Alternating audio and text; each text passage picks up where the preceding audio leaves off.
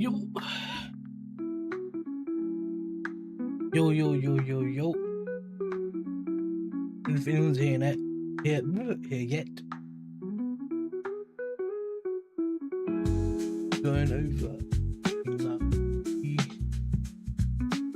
the soundboard.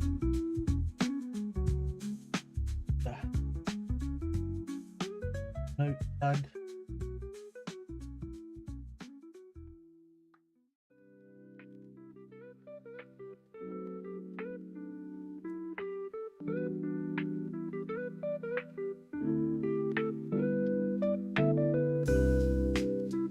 Here on, copy your discount code. Then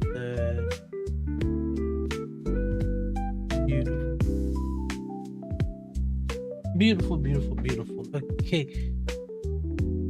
On the chart.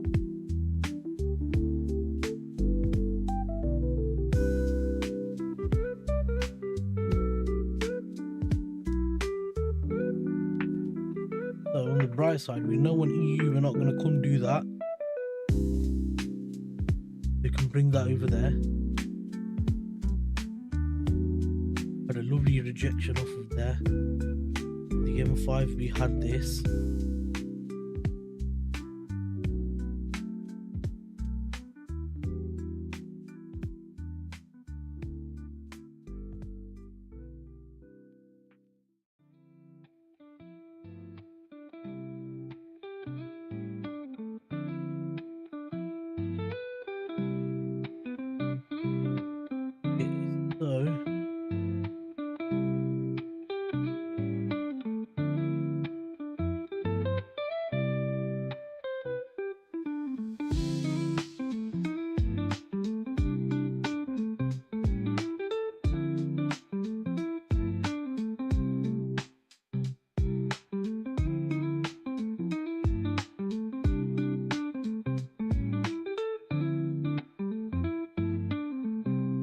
I think this is gonna fail.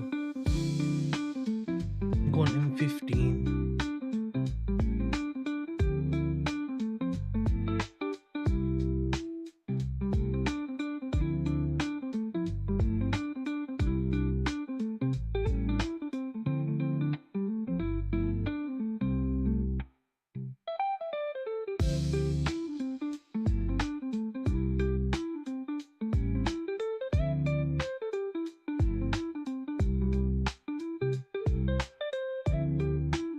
But it's coming down. I think that's going to make Frankfurt high there.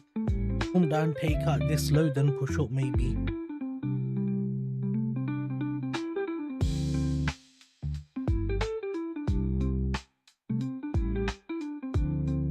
Keep an eye on that.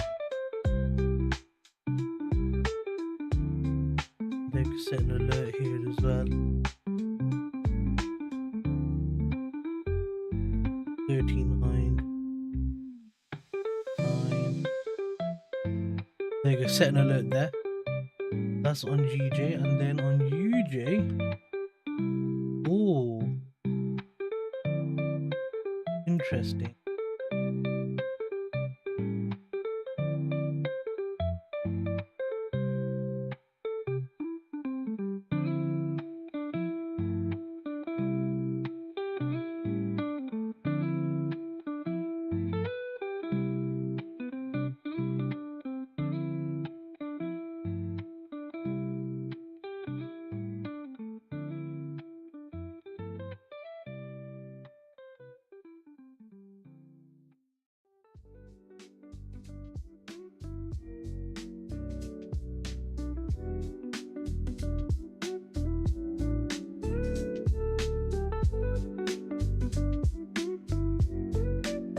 We failed to break higher, then we went lower.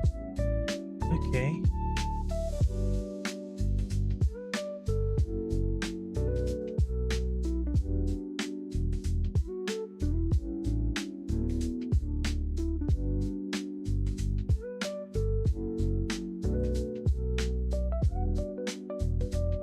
I don't want this to fail.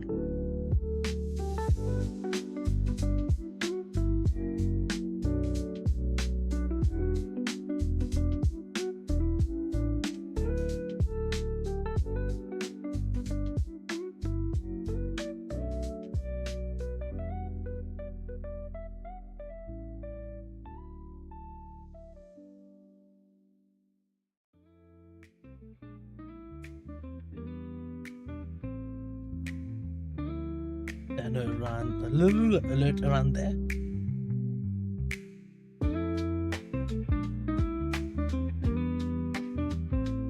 We had unemployment come out for the UK.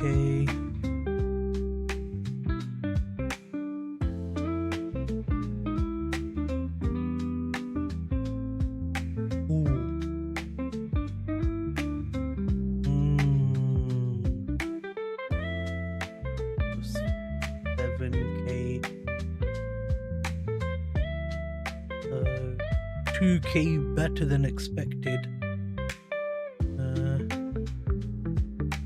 Unemployment rate, oh wow, supposed to be 5.2 but come out at 4.9. Actually good. Wow, okay, unemployment rate is actually quite good. Wow, okay, that's not bad.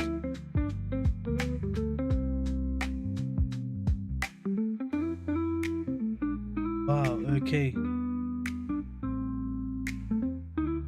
not bad at all.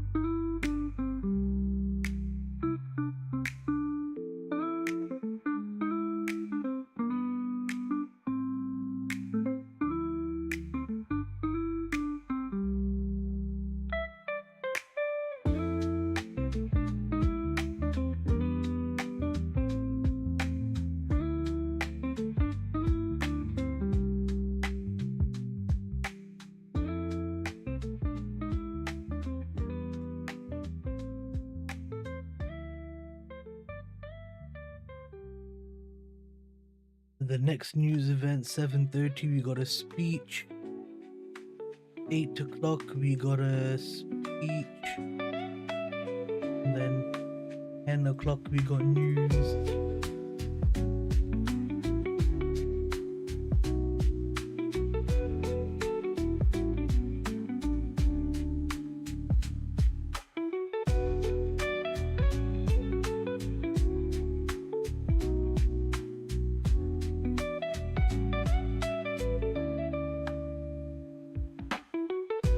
Average earnings went up, which is better. 3.6 to 3.8.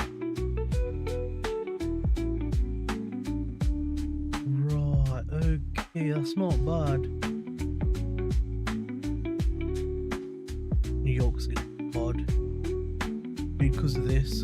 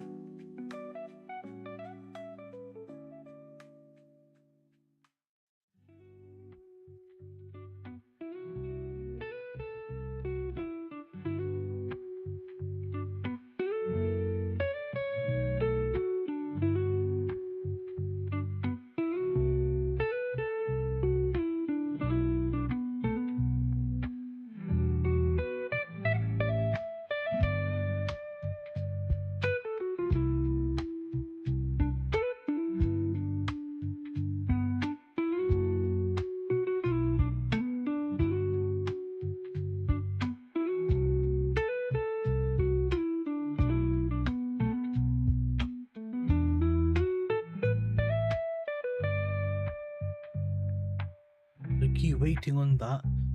Then euro, you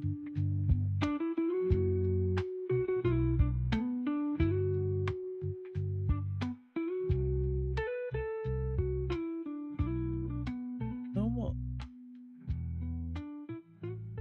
A massive bloody channel.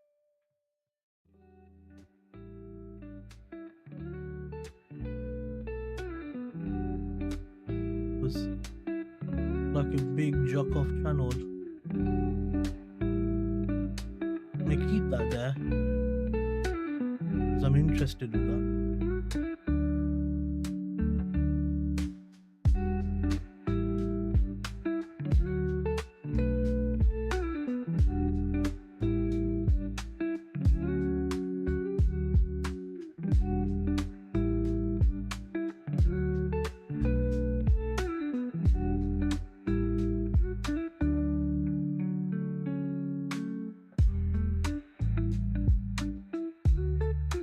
That should go higher and take out the channel.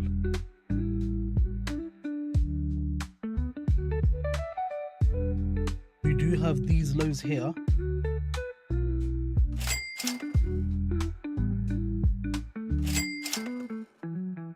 But invalid.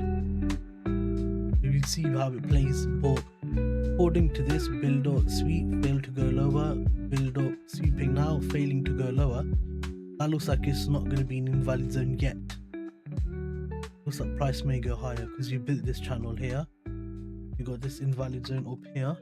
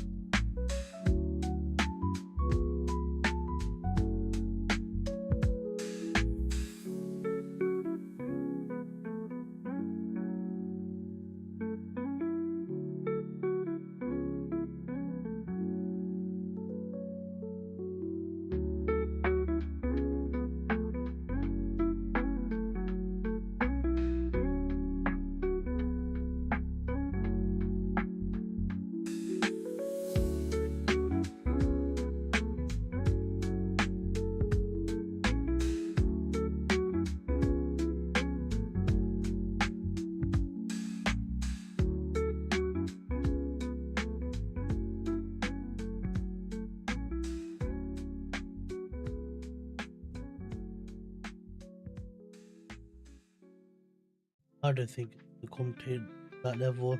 Really don't.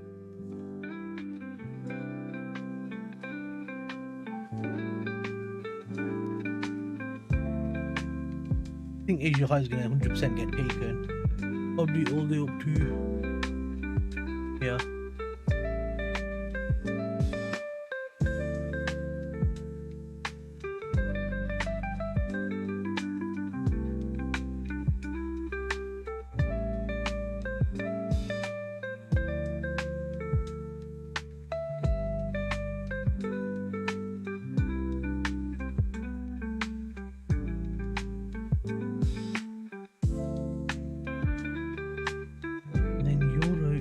similar.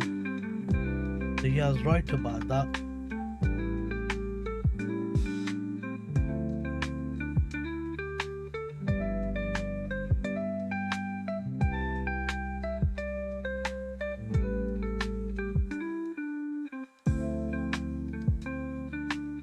Couldn't have entered from here because invalid zone there.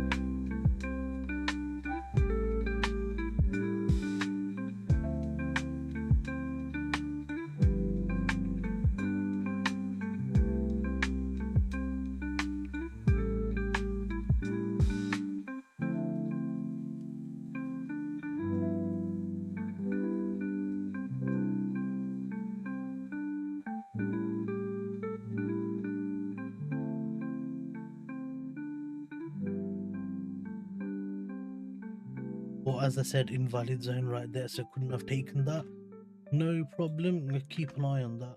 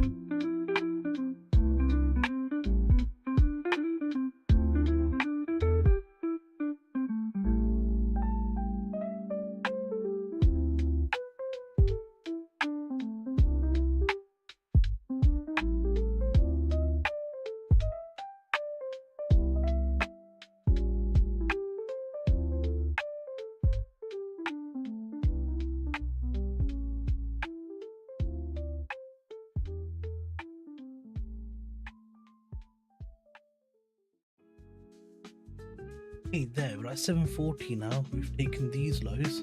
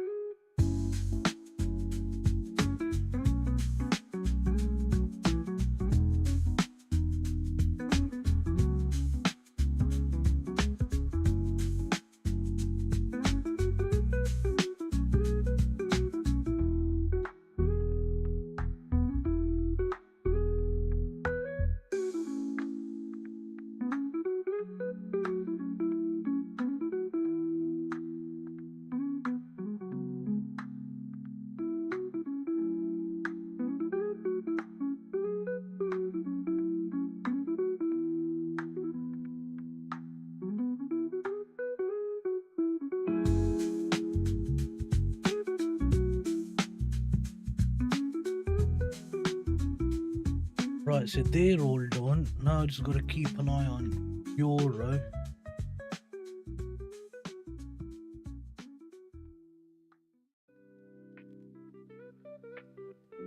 That come and took out the high from the day before. Had a few highs there, in all honesty. A great move coming off of that.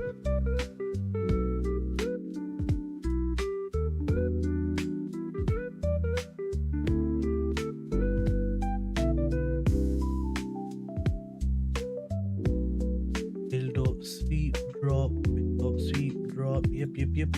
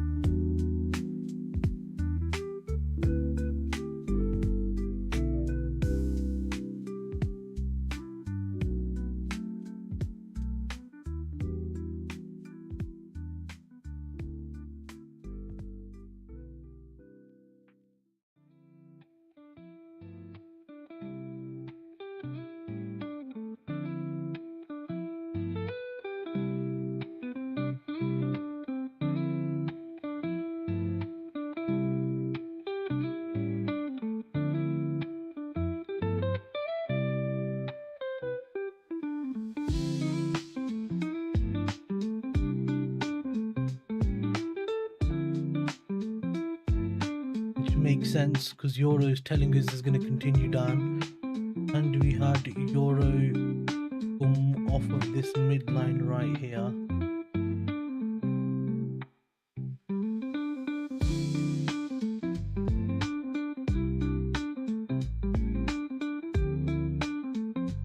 So we've seen EUG have a divergence.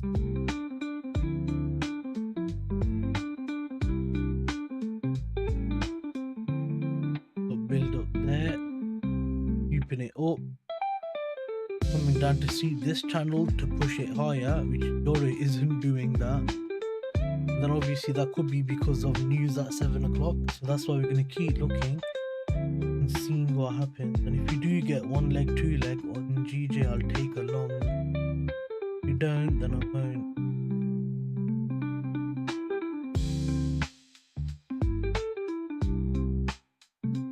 Kind of building more lows here.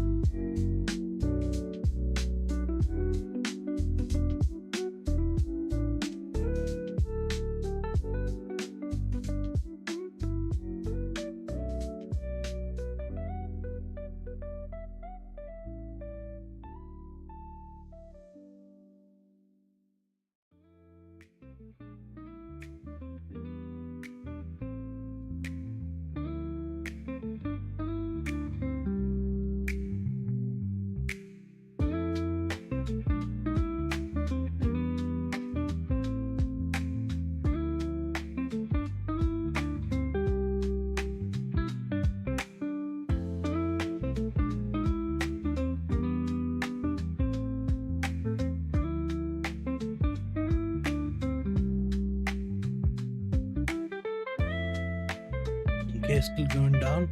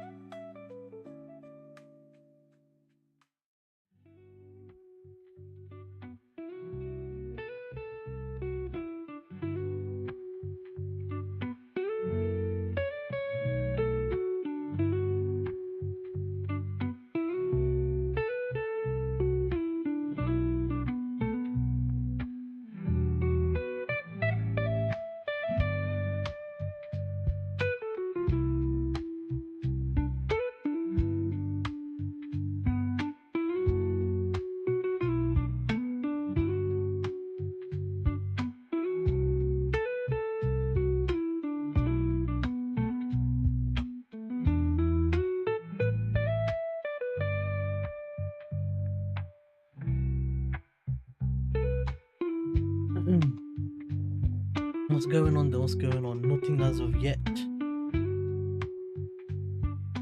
I'm just taking that low by 0.2. That don't mean nothing as of yet.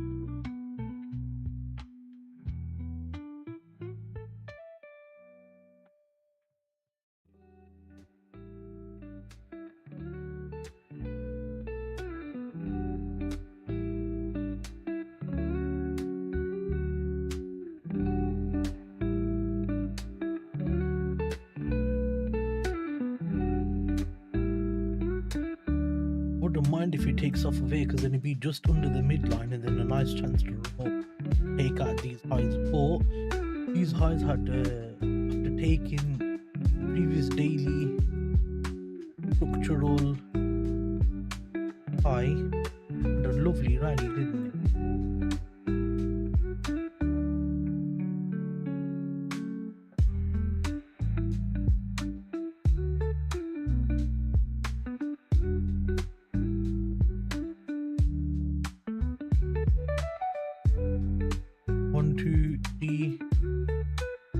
Equal highs.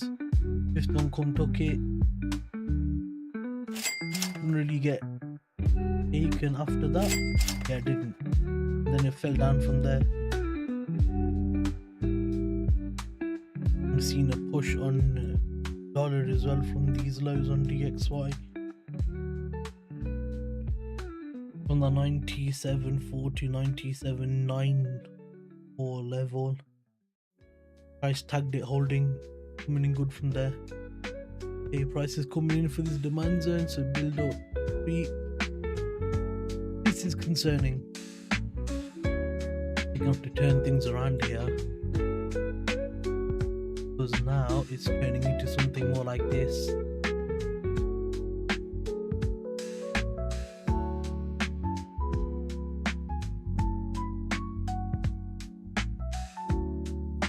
Which is fine because it's leading up. At the same time, you're getting this here, up there, coming down, invalid zone there. Yep, good work.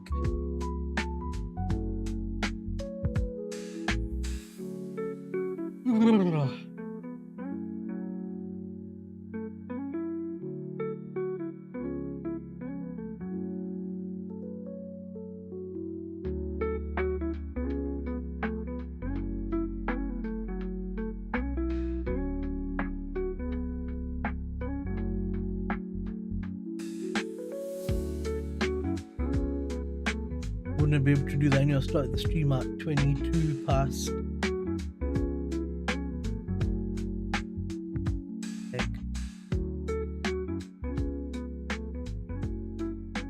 Pull straight back in with the time. Didn't tag anything or this here, but then zone valid. Won't induce that high, but then yeah, I suppose you could have taken that from there.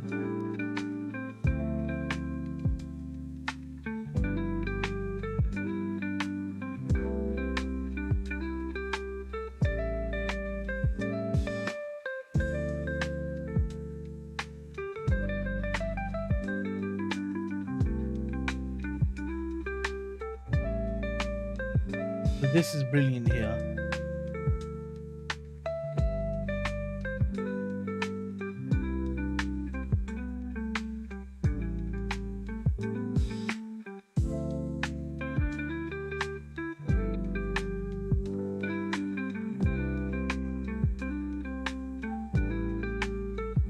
According to AFP, French Prime Minister asks ministers to reduce spending by an extra 4 billion euros. Not gonna help much, bud.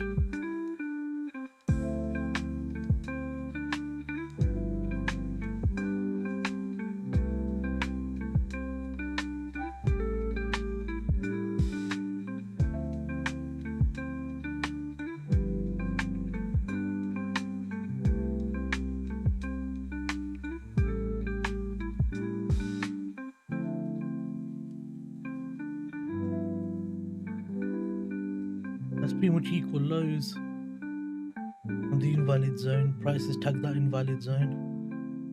We're close to coming down here and taking this.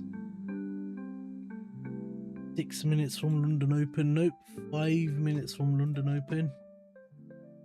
See what happens.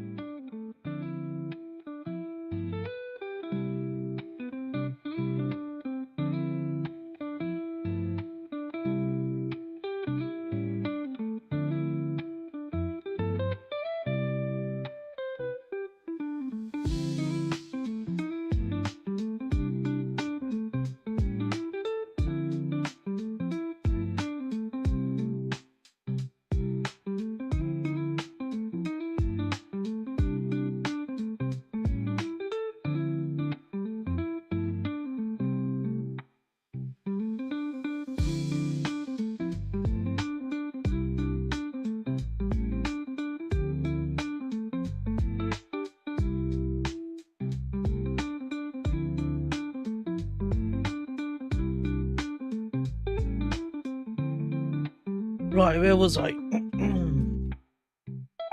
Oh shit. Okay, right, 8 o'clock now. Go to the 1 minute chart. Beautiful. I'd really like to go long now.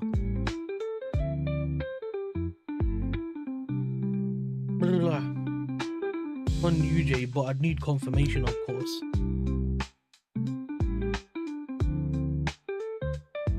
I would like to see it start to push up.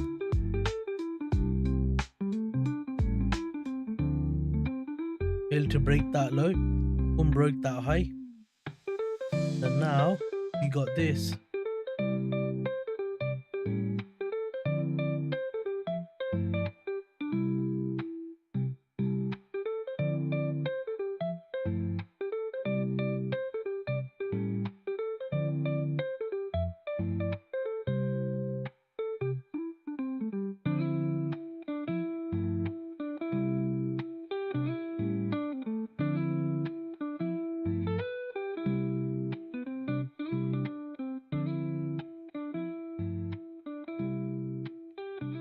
And the London Open come down, took out both those. It should push up and break higher. This come tag the invalid zone.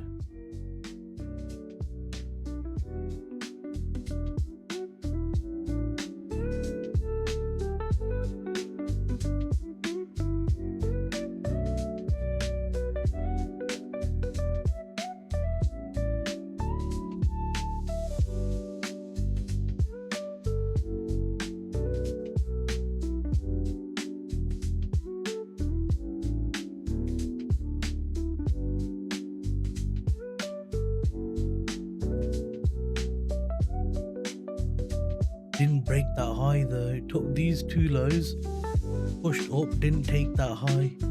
But I preferred it come up, take all these 4 highs here and then drop down. Then I'd be way more confident saying, yeah, let's go short on that.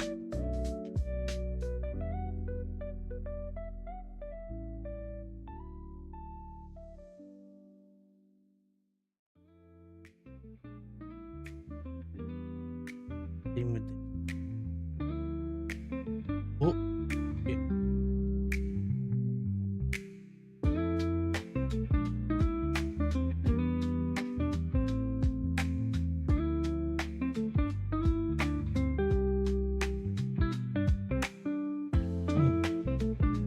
Pay attention, huh? Because I might be a trade.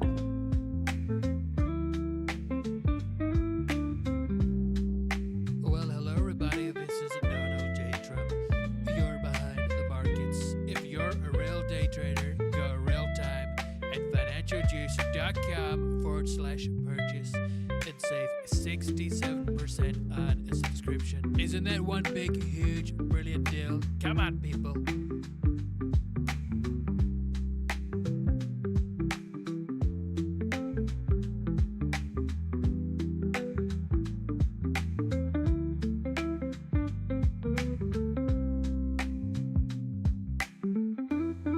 Give me a clean move on GJ and I'll take that long. UJ's already gone. UJ's already gone. Look at that. Was any news?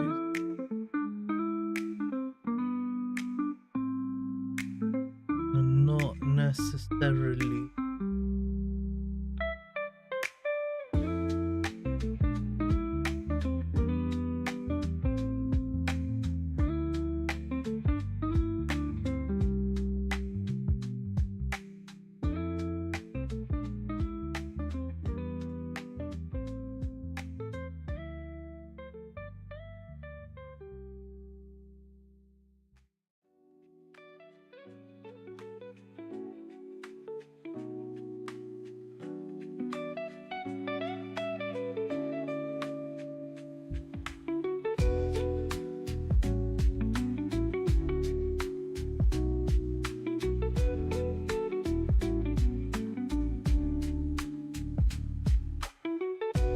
That's still part of the first leg.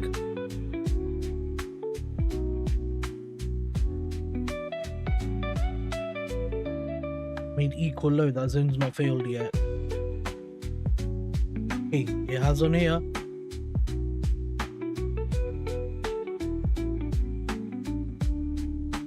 And now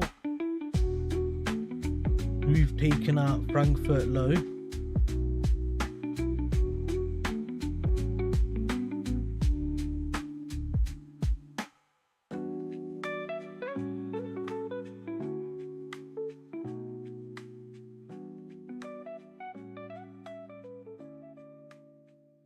I'm gonna keep that there because you rejected offer there. Build up, sweet build. So we're showing shorts there. Here we're showing a long opportunity. So let's see what's gonna happen. It's gonna get ready if there is a long. Probably be about 2.5 pips realistically. About 10 just sits on the chart.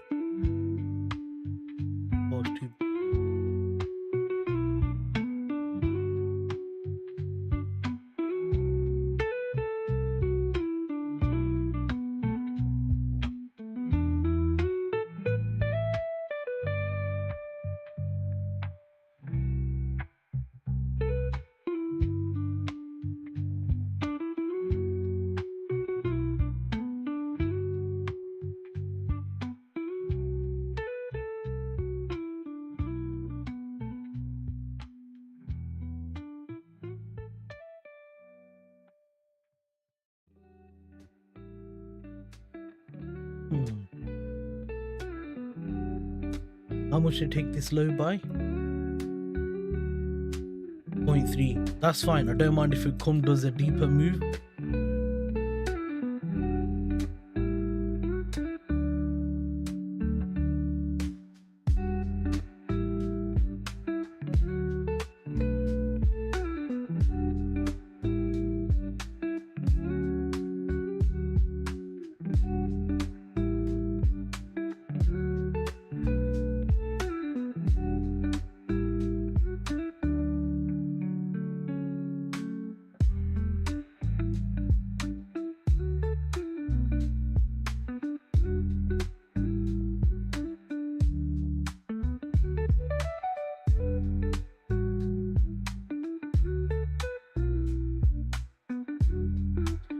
Okay, here we go. First leg. This is second leg. Really close to that zone.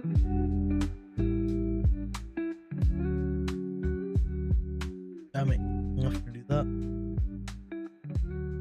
Put it there. 1.7, 2.7. And what's the spread? 0.7, 2.7, 3. 0.5.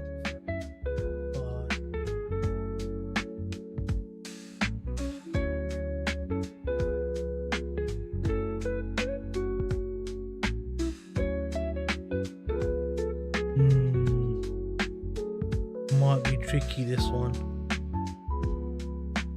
I would have personally wanted at 3.5.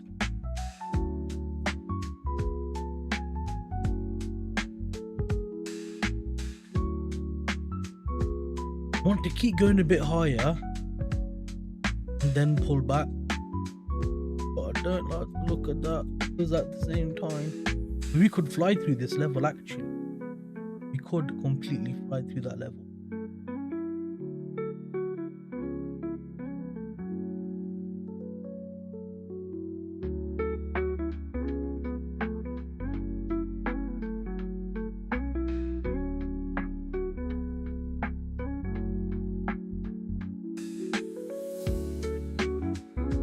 That's been engineering shorts, build out, sweep, short all the way down.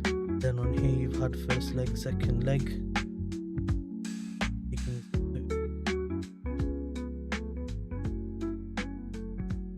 After it breaks structure, it tagged pretty much straight away, but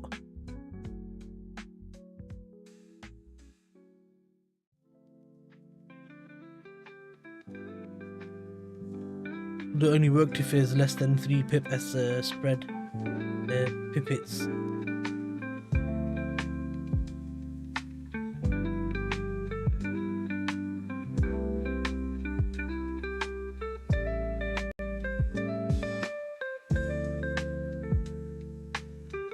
Just want to go up a bit more.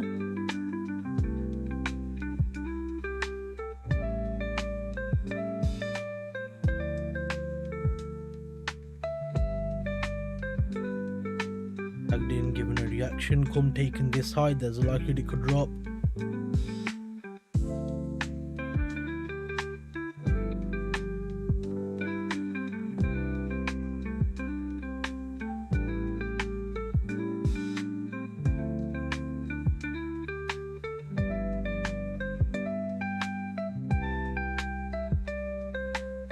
Now, this is interesting.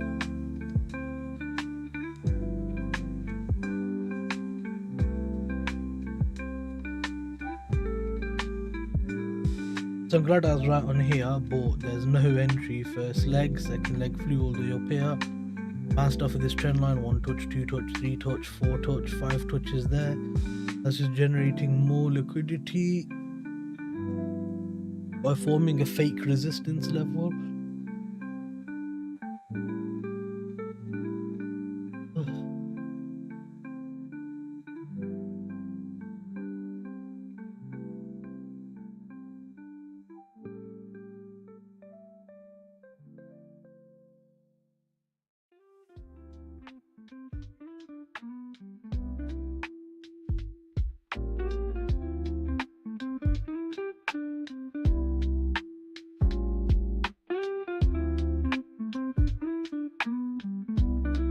This set the low by 0.4 pippets. This tagged into the invalid zone of that low, holding it to push higher possibly. Yeah, I'm gonna keep waiting and seeing where the move could come from. But so far it's in a demand zone here. If it tags a London open supply, that might fail.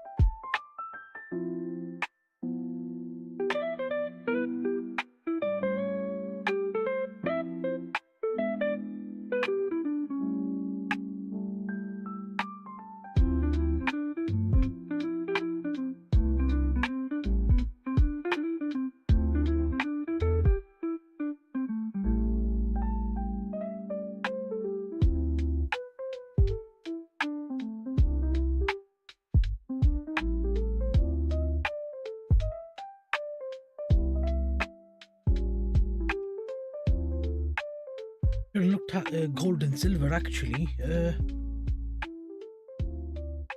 With that being said, just because obviously we're not gonna get there today, or the in London session even, that's definitely going over to here. Then yeah, the weekly high, that's going over to the next day.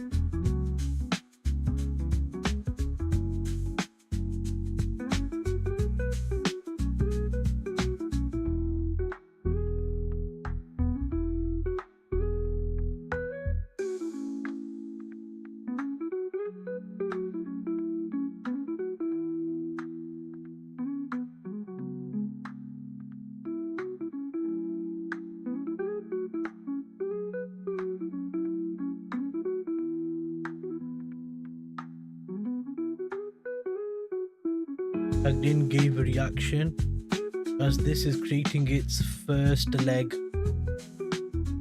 I'd prefer another 1-2 bearish candles, and then a second leg is what I would prefer. Come on. What are you gonna do?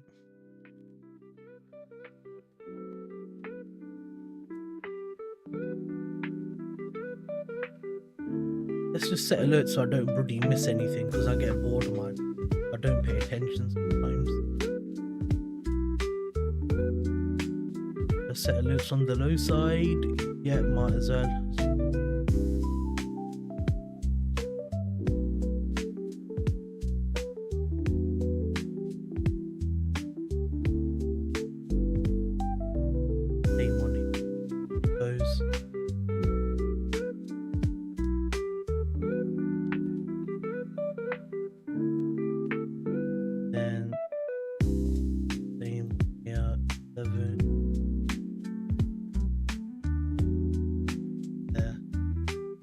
I got a little set on everything there.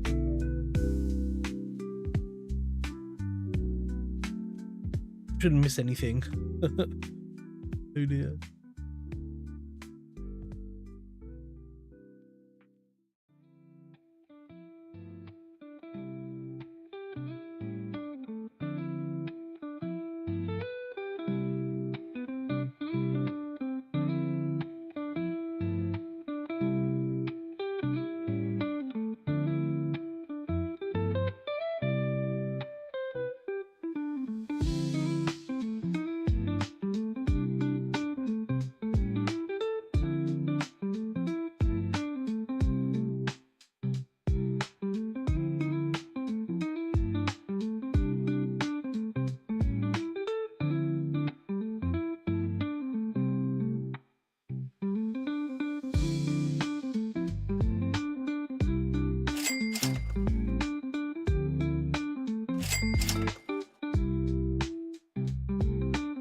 What's Euro done? Okay, wicked. First leg started to create a second leg. Yeah, I like the look of that.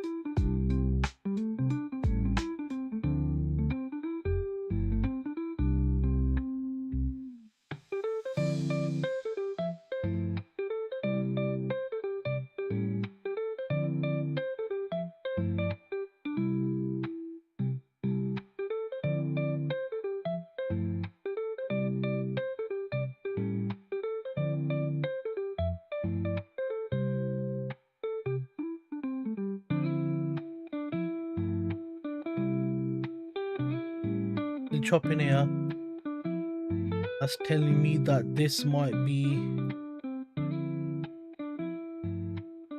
it's not even up enough here for me to draw the line up for it to come down.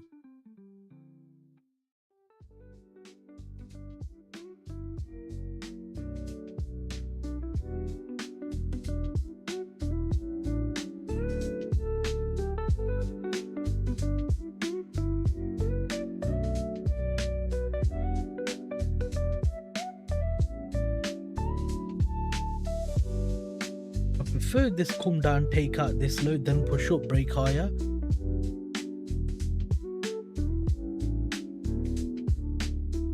Trafigura Rahim says oil market has lost 1 billion barrels from the war.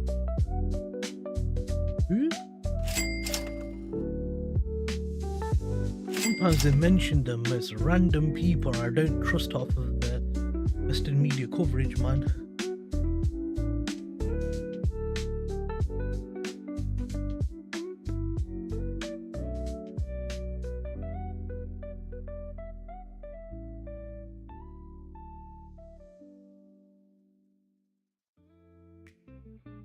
You're behind the markets. If you're a real day trader, yaps too much. Okay. Now we need a pullback. If we don't get one, we're cooked. That's gonna be the only issue now. 2.1, I can work with that.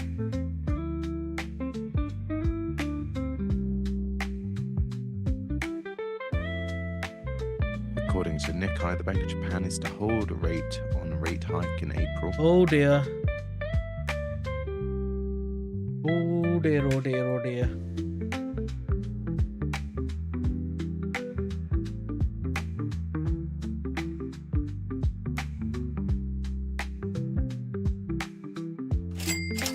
I don't fancy 4.5 pip on UJ, sorry. It's a bit big for me. So that move was based off of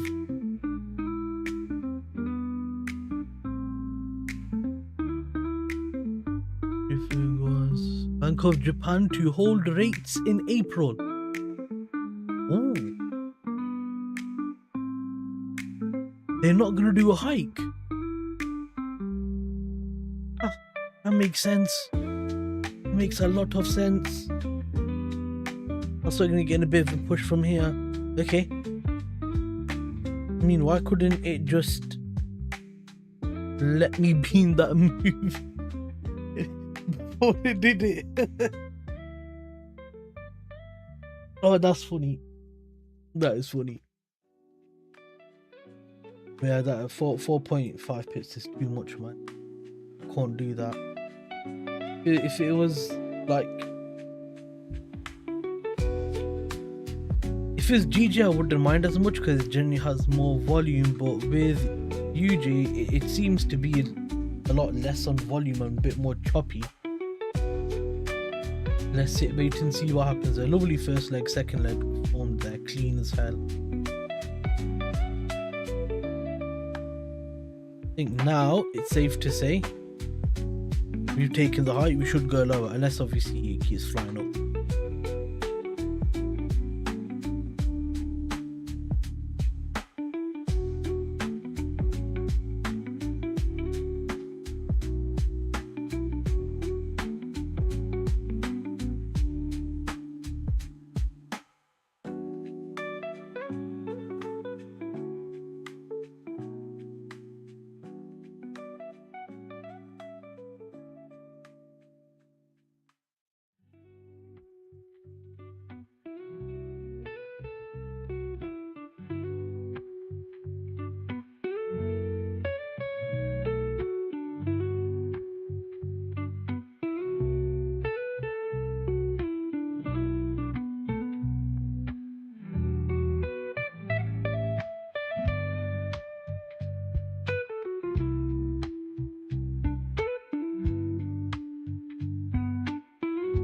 Yeah, this is gonna cause a lovely rally now if they're gonna pause rates. As I'm sure the consensus was that they were gonna do a hike. I'm sure that was the general consensus, no?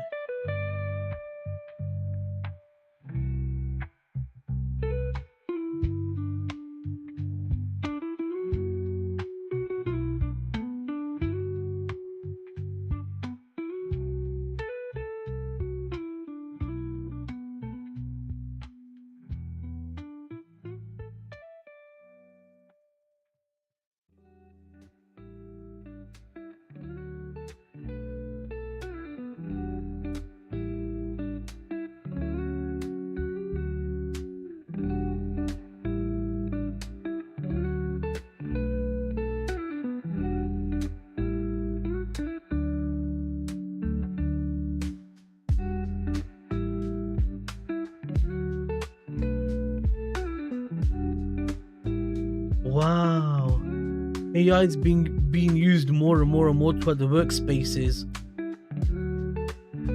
Wow, that's a big report actually. Wow.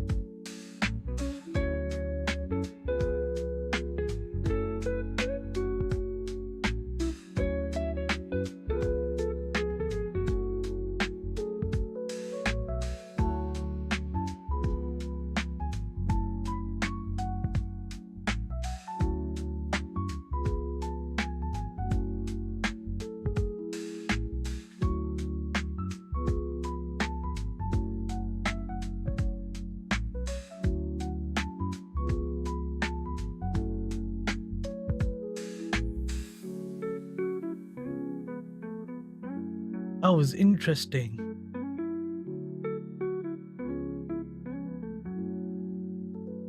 That's beautiful, by the way. Come down, took the low, pushed higher.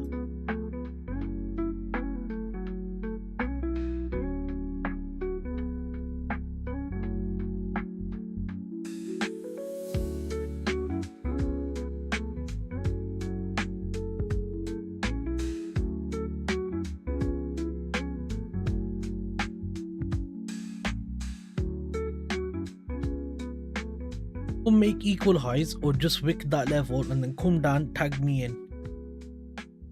And then I'll go long. Well, do that, then I'll go long.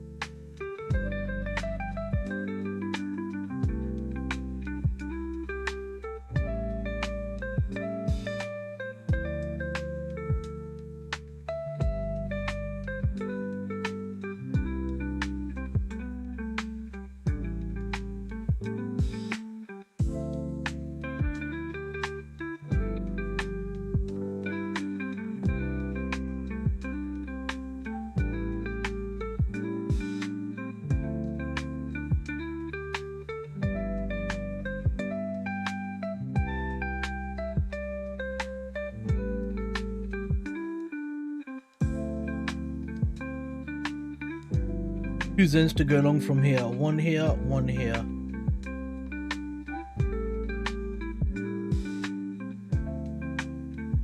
Don't like the look of doing 4.5 in all honesty. I really don't.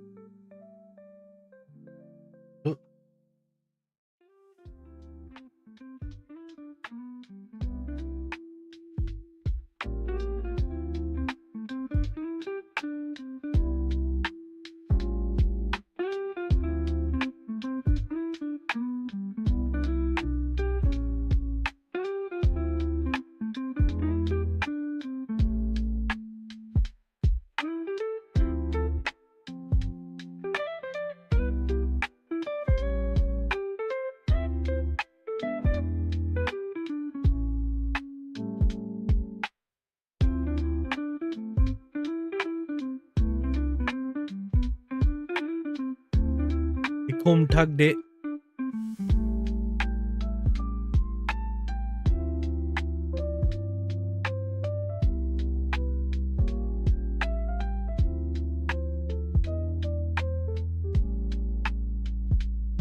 See what your does.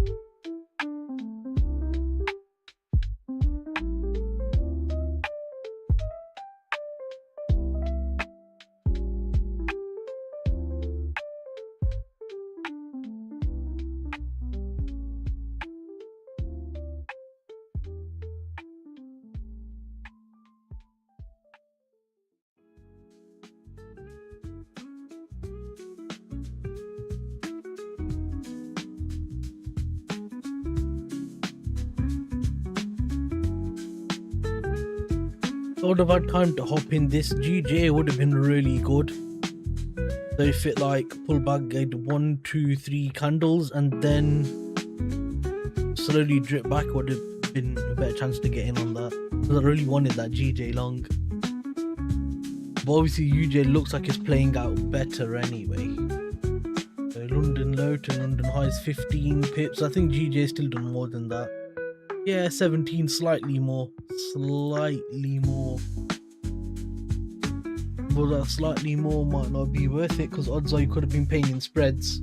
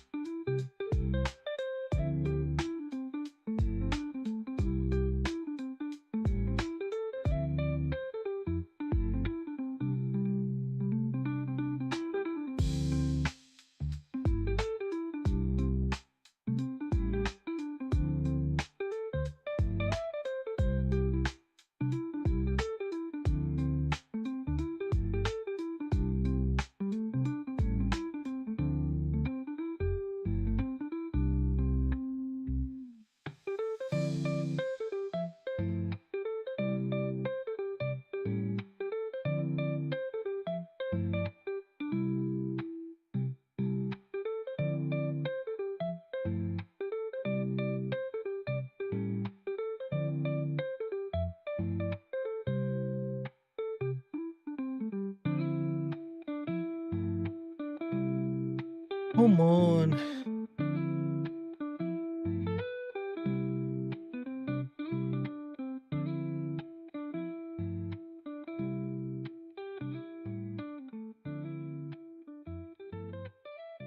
Yeah, see, look at that. So if it would have entered in here, would have been 6 minutes now, 7 minutes. Come took that low. The reason why I don't like these stages because I'd rather wait for the break and then take it. It's just way more reliable. Yes, I like that. Come down, take that, and then let's go long. Come on. Come on.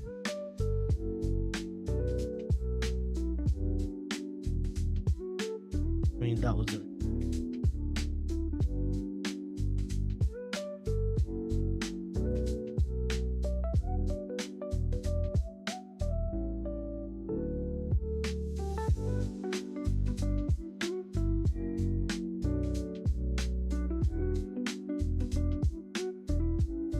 That's gonna come down. That makes sense because GU. That makes complete sense because of GU.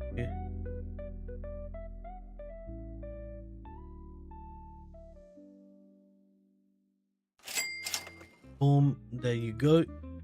That's good. That's actually good.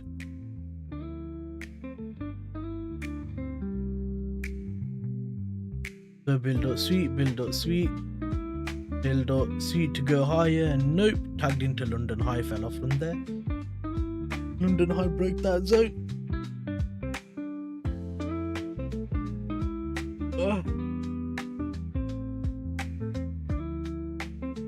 This looked promising, and then it failed.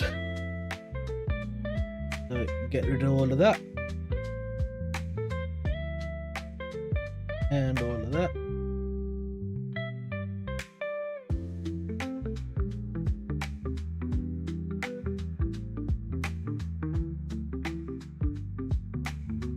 The narrative now becomes follow the shorts, I suppose, which I don't like doing.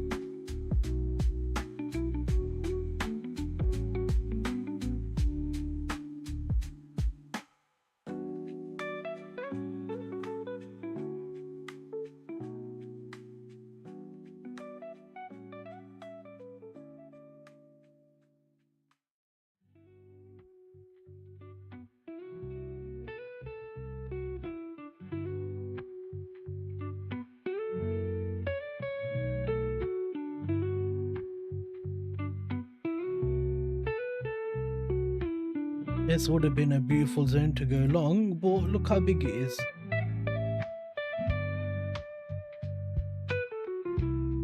Nope, nope, nope.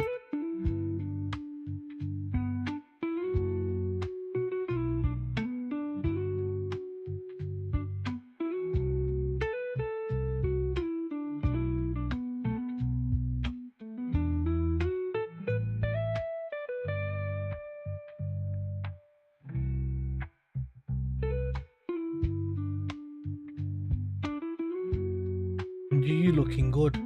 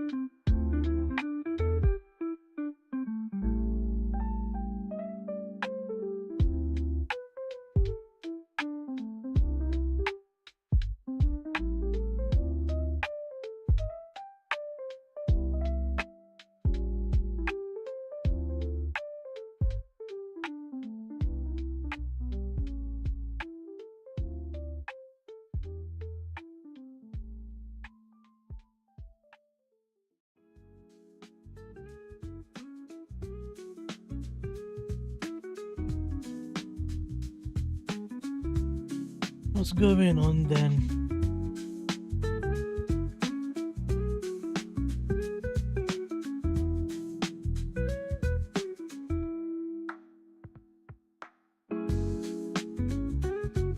At this point, I'm not sure what's going on right now. Oh well.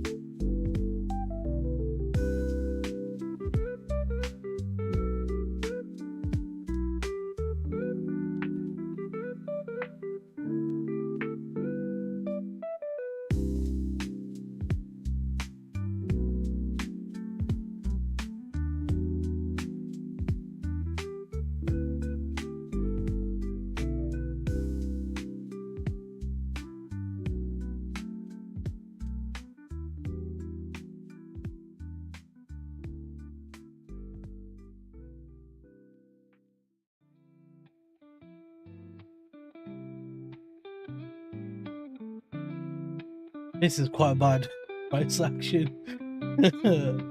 Oh, dearie me. Get rid of all of that.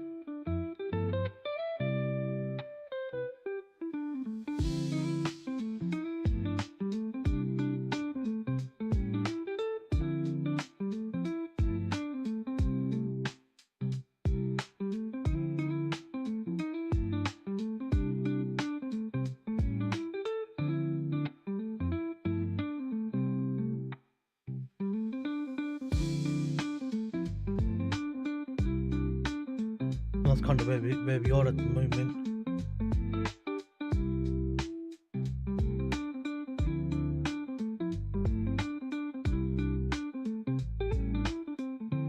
Yeah, it's pretty much where we are. We can't see much of the way. Yeah.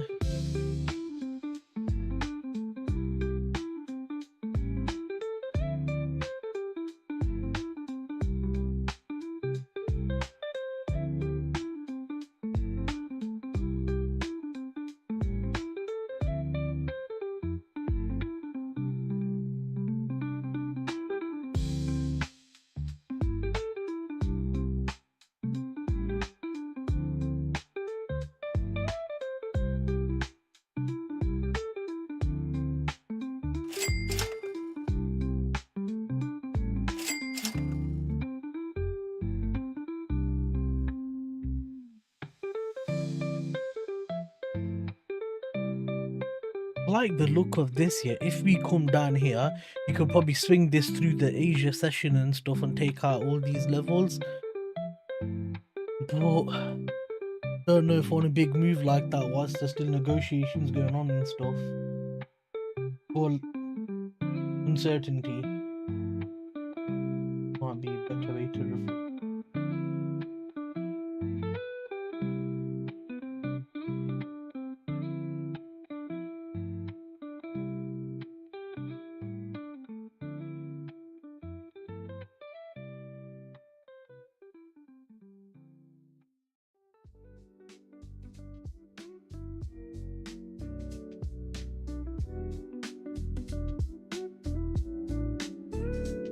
there you go. Euros come down, taken that low there.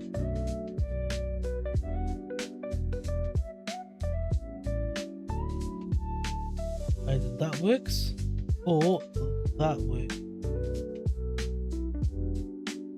If you're looking for a reversal back.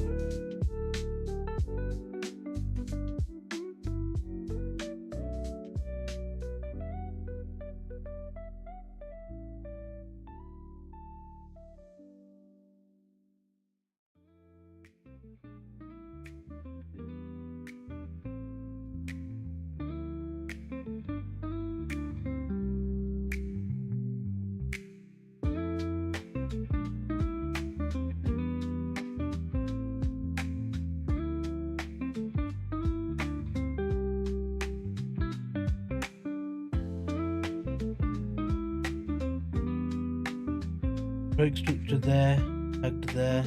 Those if you would have taken that, we've got break even. I wouldn't have. Not clean enough. You had to wait for that break. Then taking it would have been an L. Because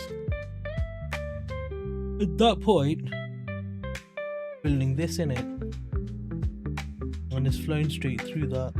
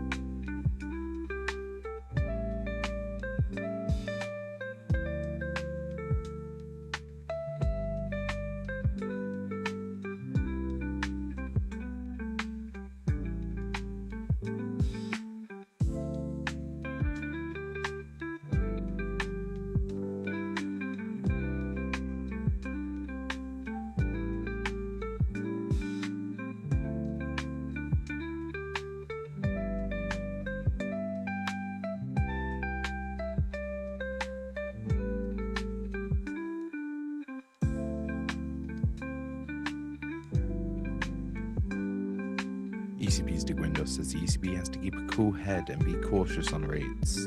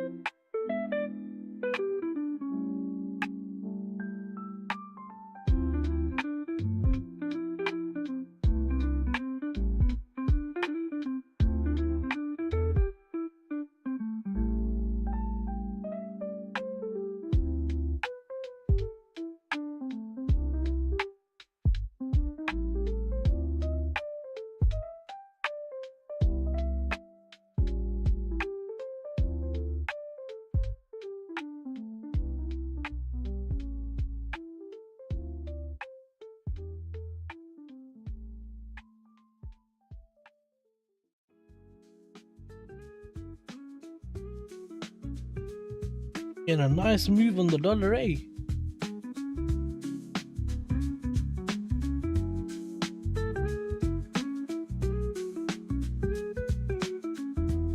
Wait a second. European Central Bank doing the Guindos.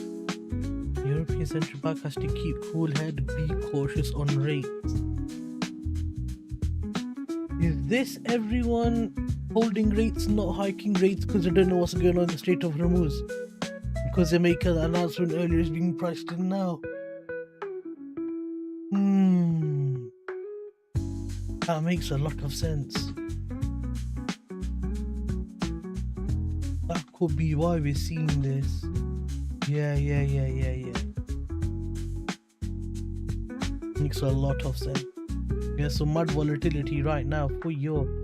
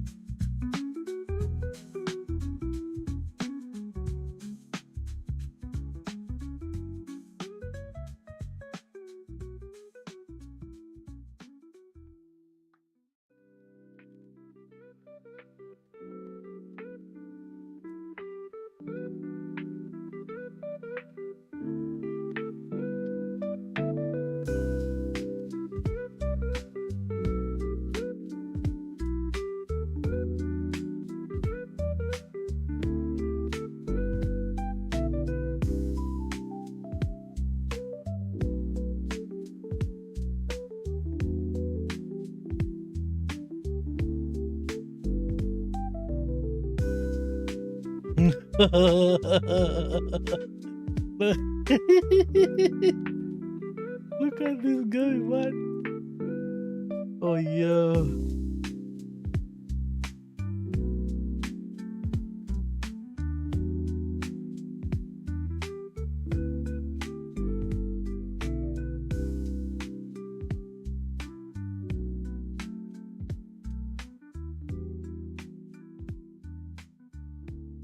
Start deleting some of the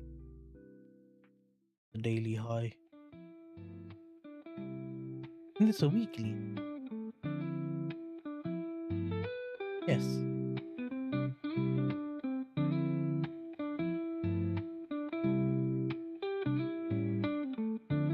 Delete that and that. Keep that.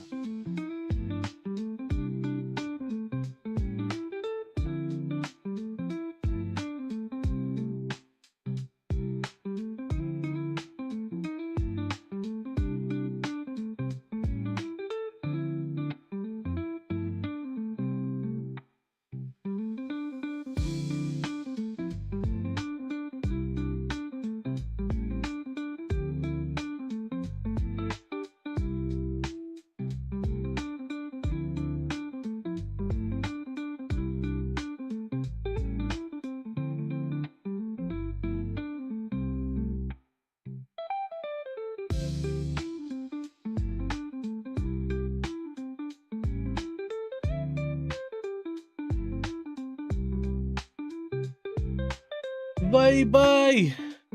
Welcome. Bye bye. Where are you? Welcome to Stratton Oakmont. Oh my god, that was really loud, you know. Bro, I didn't really trade in it, man. Because I was sick for like 2-3 weeks. So yeah. Honestly, the last time I've took a trade yet, bro, it's been a long time, you know. Really long time. It's actually quite bad. Yeah. Really. I'll tell you, last time I took a trade, bro. Like a proper trade. I don't mean like, you know, like a real trade. I had a viral infection, bro. I was in bed for like 2 weeks. I couldn't move. That's why I didn't stream for 2 weeks. And then my sleeping pattern was messed up.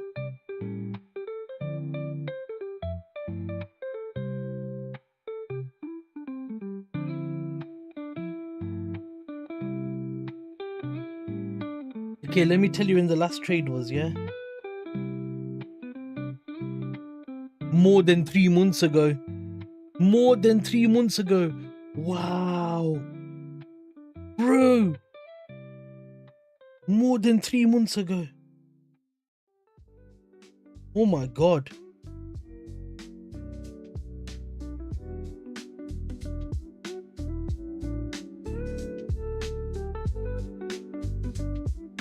The last trade I took, yeah, that was an actual trade, was on January the 15th, which was a break even. The last real trade before that was on the 4th of December, which was a loss.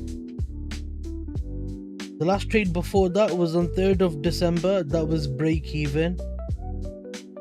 1st of December, loss. 1st of December, loss. 13th of October, big win. Bloody hell, man. You know, honestly, that makes a lot of sense, you know, because February and March have been really bad. Yeah. That makes sense. Because when you look at the live stream, yeah, did you realize I was struggling a lot more January, February, March? Did you realize that? Because I'm looking at here and it makes sense, bro. It makes a lot of sense. I had more trades in July, August, September, October, November. I had more trades. And then December, less trades. January, less trades. February, no trades. March, no trades. It makes a lot of sense. Because that's when the market was dirty. Wow.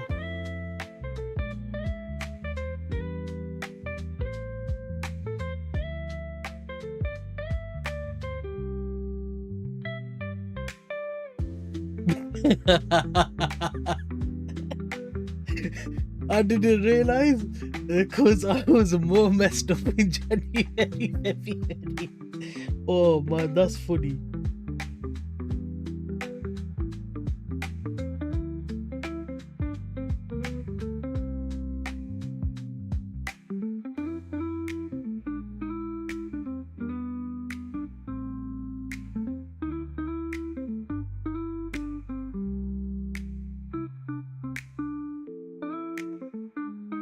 That's funny, bro. Yeah, I've noticed in it that January, February, March have been really bad. But the last, like, this April's been okay. It's actually been, you know, not bad this April. I used to love gambling, gaming stream too. Yeah, it's alright, man. But I called price action good on GJ. UJ no. I wanted longs on EU, couldn't get it. Wanted longs on GU, couldn't get it. And then big volumes come in because markets are crazy right now, bro. Markets are crazy.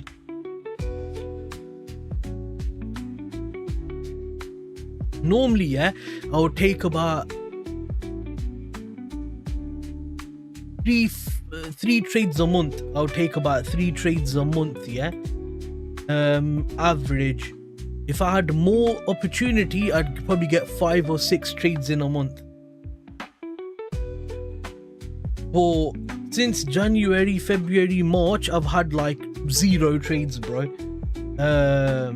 You've seen me get swerved. You've seen me, you know, break structure.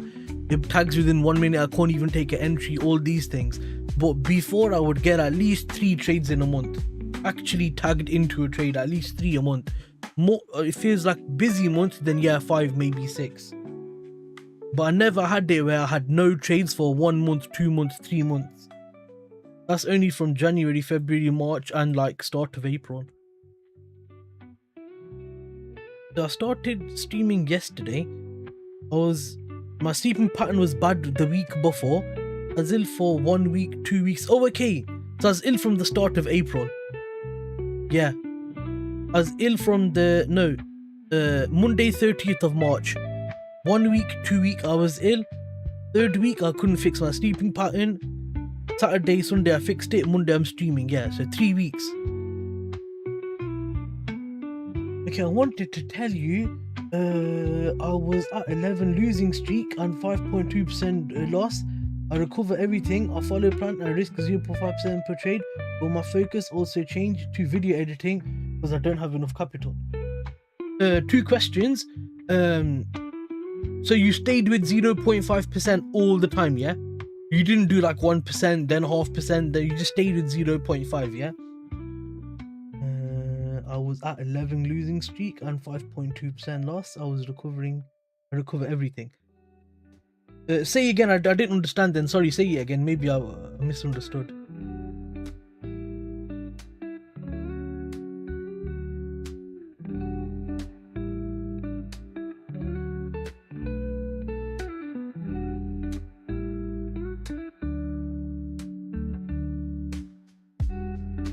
Oh no, you mean no? Wait. You mean no as in you've not been doing 1%, 0.5%, like mixing it. That's good. That's good. But you see, yeah? You had 11 losing streak and before, yeah, good. Because remember, before I think you risk 1%, yeah, before, and then you go to 0.5% after some drawdown. I remember you telling me. Now you see how this losing streak was 11 trades.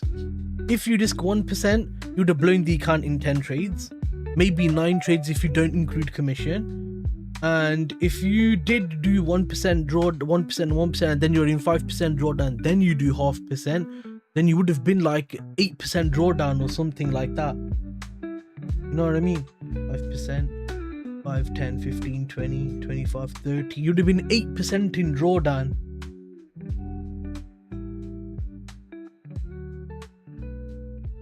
Yeah. Just do it like this, yeah. Just have a break even, so you're fast break even. And if you want to, you could do one more thing. You could do a 1-to-1, take 0.25%, quarter of the trade. So if you got one lot, take 0.25 at 1-to-1, go break even. and leave the 75% running for 1 to 4. But this month, like the last 1-2 weeks, you've had really big moves. Really big moves.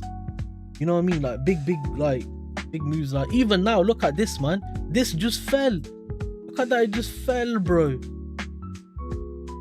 I would consider that because then, okay, you need more data though, innit? That's the problem, man. The issue is, bro, you need data. That's like the big problem.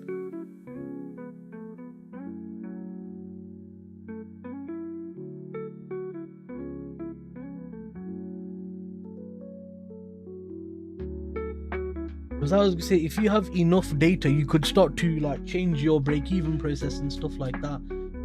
But me, I hate backtesting, man. After I've got my strategy and stuff like that, I'm done. Like I already make a good plan for everything anyway, like break-even, blah blah blah, partial taking, blah blah.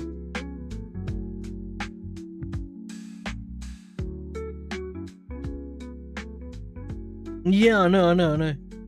You know, this is the problem when people backtest, yeah, they don't do it the right way. The reason you're supposed to backtest, yeah, is to learn where to set your TP. Well, one is the strategy profitable? That's the main thing, yeah, that backtesting tells you. Does it make money, yes or no? That's the main thing. Then the second thing is, when you get the data, then you should realize, wait a second, at 1 to 4 is most profitable. Because it goes 1 to 4.2, then reverses. So I can't do 1 to 4.5. I can't do 1 to 5 because it reverses too much. But 1 to 4, it's 70% of the time it hits. That's important. But you know, a lot of people, right, they don't look at the information. You know what I mean? Because they're not doing backtesting properly. Because you're supposed to use it to like get the data, learn what time the trades happen, how big your average SL is, when to set your TP, where to set your SL. That's what you're supposed to learn from backtesting. That's like the main important part of it. But yeah, that's the most important part. But nobody tells people. Have you noticed no YouTuber says, yeah, these are the most important details? They just say backtest it and see if it works. But they don't tell you that. Bro, every strategy works, man. Head and shoulders, support, resistance, but you don't know like how good is the strategy until you start testing, like how much is the TP, how many times does TP hit, how much times does SL hit, how long does it take for TP to hit, like you know what I mean, like all the information. That's why for me, I knew the strategy works here. When I did backtesting, I was looking for my data. Like, you know, how much TP should I do? How much average? I work on averages because averages is the normal situation, yeah? And I want all my trades to be like the normal situation, like normal TP and stuff. And then when I did see big moves, I made note of that in the background. So, okay, it can go up to this much TP, blah, blah, blah. I was like, okay, so I leave small runners just in case it does, you know, big move, blah, blah, blah. Like that.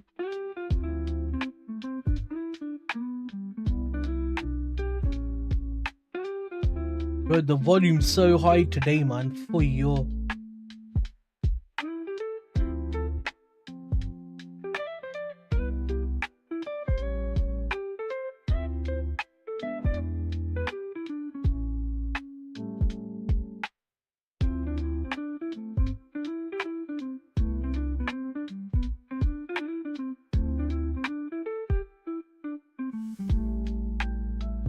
Just me, like, check this out, yeah.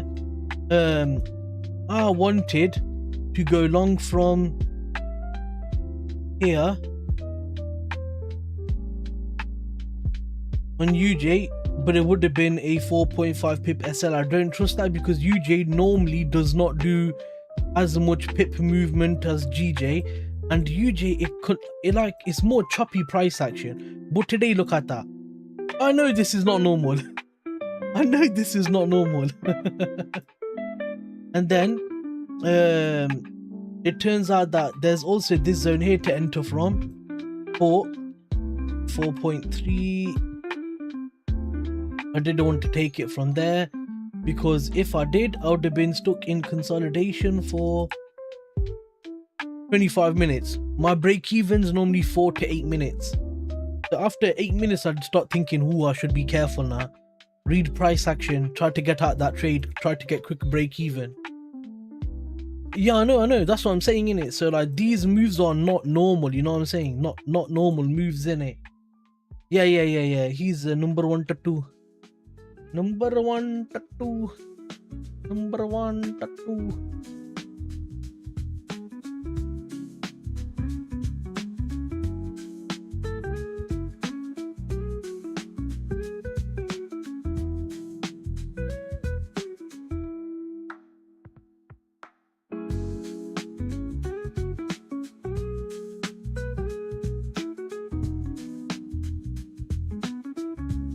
But when I was last week, I was waking up late and stuff. I was looking at the charts. There was some good price action last week, so I think price action's getting better. And then obviously Trump does what he does, and it goes crazy again. So I'm not surprised.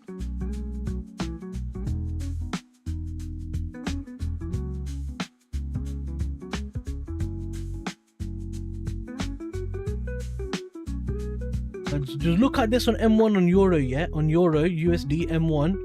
Just look at this.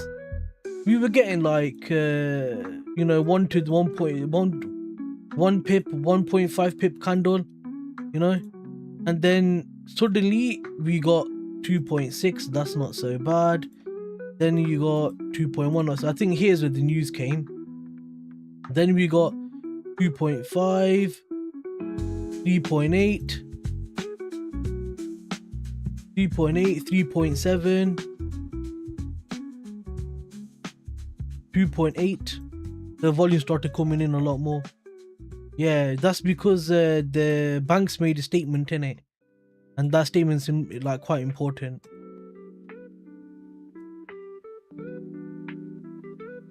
And then so Japan made a bank statement, yeah. And then when Japan made the statement, that's when this move happened. And this move here happened when the Japanese made a statement. This fell off because European Central Bank said that, we're not going to hike rates, we're going to hold rates, you need to be careful. And then obviously pound fell, yen fell, but pound fell alongside the yen, and then dollar flew up. And then obviously euro fell, pound fell. Look at pound. Oh my god, look. 4 pip candle, bro. Pound's really good example. So normally is like what? 2 pip candles, yeah? 2 pip, 1.5, 2 pip. Yeah, 1.5 to 2.5, yeah? Then you've got this candle here, 3 pip.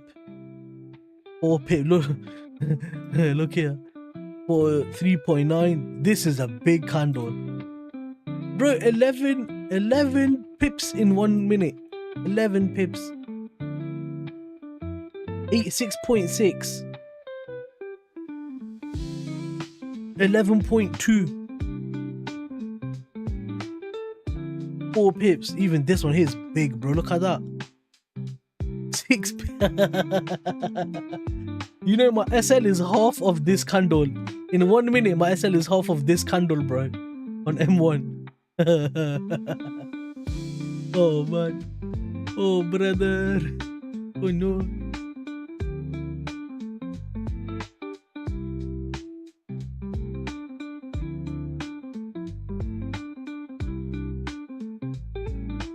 As I say, volume's quite high at the moment.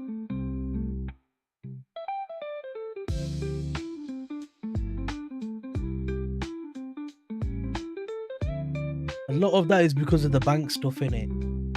Because you know how the bank controls the currency, yeah? Obviously, if the bank does rate hike, the currency becomes expensive. If they do rate cut, the currency becomes weak. If they do nothing, then it depends on the context in it, like what is the economy, blah blah blah. Is it good or bad? So, which challenge?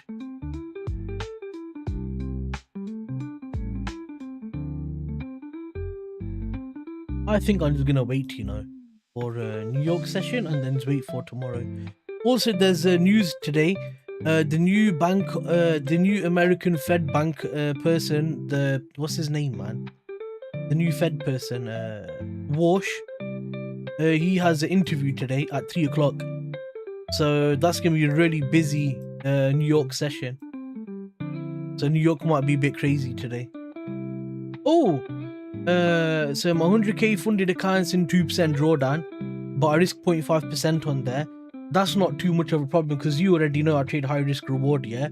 My partials are normally 6R on EUGU and UJGJ between 8 and 12R. So 1 partials and I've made all the break even back. And I should have 2% profit. If I get TP2, I'll probably make 4, 5, 6%, which is like $5,000-6,000. But I don't want to make more than 6%. I'm capping at like 5, 6%. I'm not making any more money because then it'll be too much like problem. I don't want the prop firms to say, oh, he make too much money, we don't like him, you know. Have to be careful. I feel like probably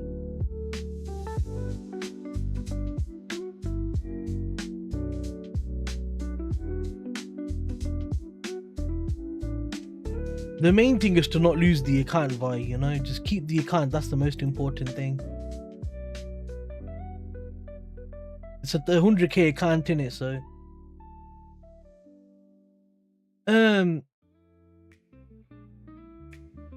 what do you mean? Do you mean like what's my profit target for a month? Like what is my profit target a month? Is that what you mean? Oh, so you mean the target for my TP, yeah? Like how much to withdraw to get payout request, yeah?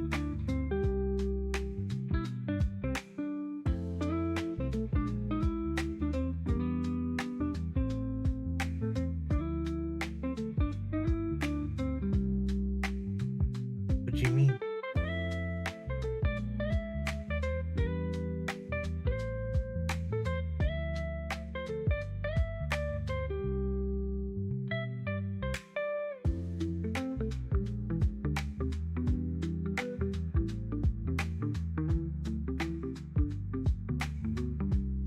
Average month returns as in total.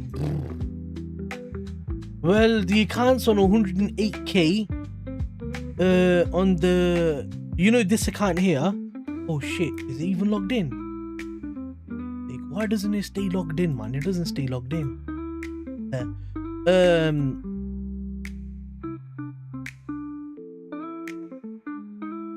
So this account is 108k, so that's 8%.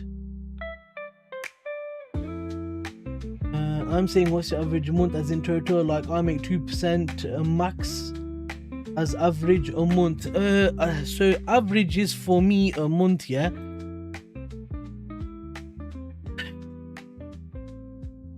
If we include these months now, where price action's been really dirty, yeah, you already know price action's been very dirty these few months, yeah, and Trump's been very difficult and stuff like that. The average is less because January I couldn't catch a trade, February I couldn't catch a trade, March I couldn't catch a trade. You seen me setting limits, getting swerved, you seen it, yeah? No trade, you seen it. So it makes the average less. But normally on average, it's simple. I aim for 1 TP a month, that's it. I aim for 1 TP in a month, that's it. So on 1 TP, 1 trade, if I get partials, it's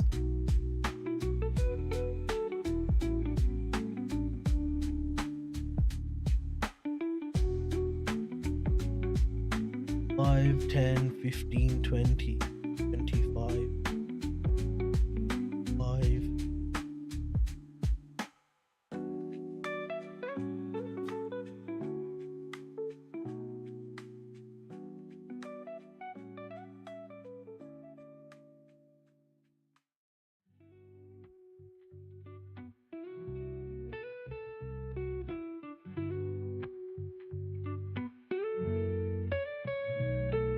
Between 1.5% is the absolute lowest, 1.5%.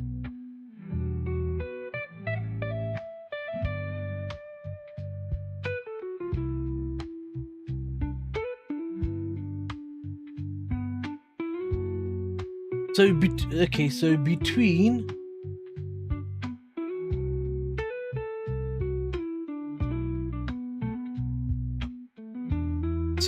between 1.5 to 2.5%, if I catch one trade and it's only partials, that's between 1.5 to 2.5, depending on if it's euro, pound, EU, GU or UJGJ.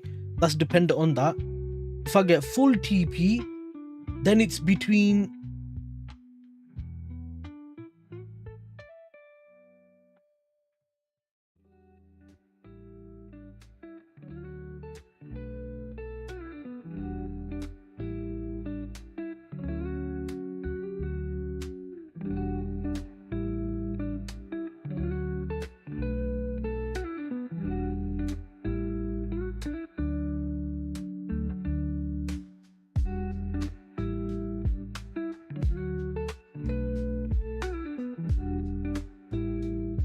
'I'm calculating it.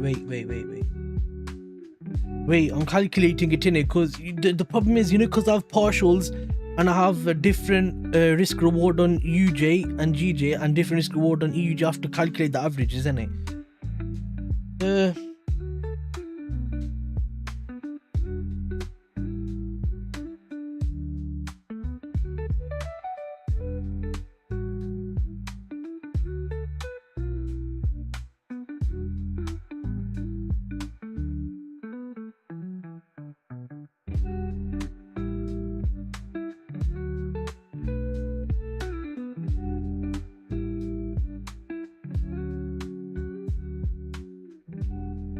1 second.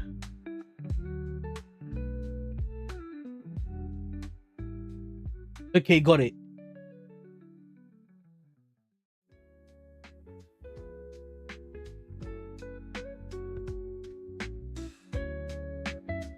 There. So, if I just get partials, it's between 1.5 to 2.5%. That's between my 2 and 6% limit on prop firms.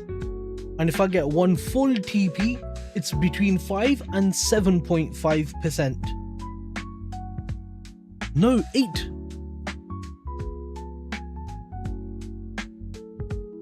That includes partials as well. I think it might be 8%, maybe 5 to 8%, I think. Because on GJ, TP is about... How much is TP low? It's on here, isn't it? 15.5.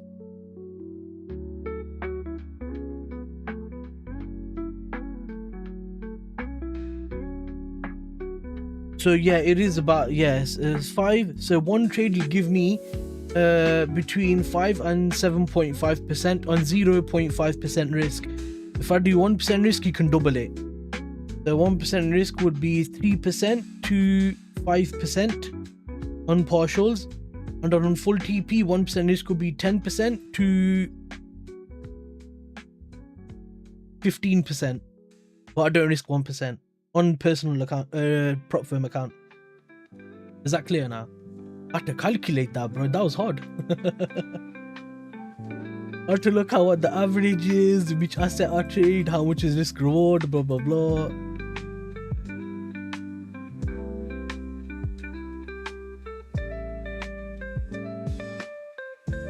That's why I only really aim for 1 TP.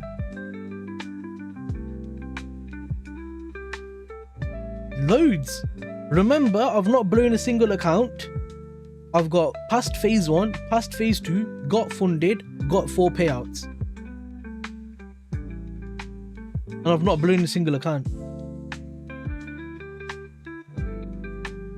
My calculator is my brain. I'm good at maths. I just have to work it out, innit? I feel like it's between 5 and 8%, but 7.5 is fine. Also, some months I might get more, but I never make more than 6%. So let's say, for example, yeah, let's say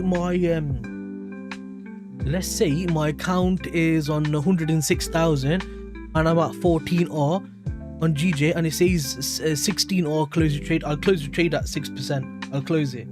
I won't make the 1.5% more because I don't want prop firms to say, oh, he's a problem, blah blah blah, you know, he makes too much money, too much profitability, like all these stupid rules, you know. Because prop firms don't like traders who make a lot of money. That's why I like to sit between 2 and 6%. I think that's safe, you know, like between 2 and 6. Okay.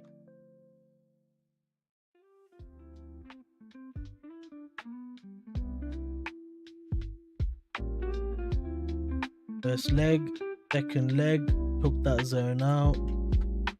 Do you wish you were swing traders who could reduce screen time? No, not really. Swing traders, bro, like I tried swing trading before when I was trading silver, and honestly, bro, I hate it. I don't like it at all. I do not like it at all. I don't like it. Because then you can't sleep at night, you wake up, you check the trade. You go to dinner, you check the trade. You I don't know, anything, check the trade.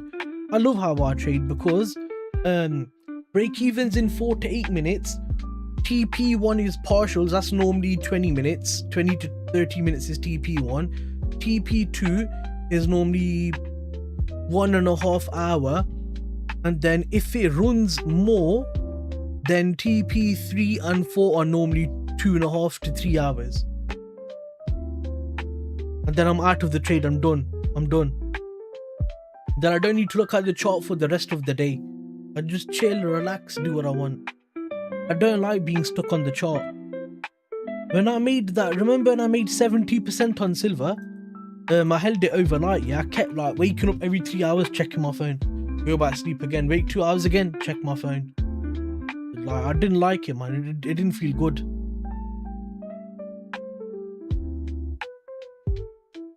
But I know my risk was aggressive on that trade. So maybe that's probably why. Maybe.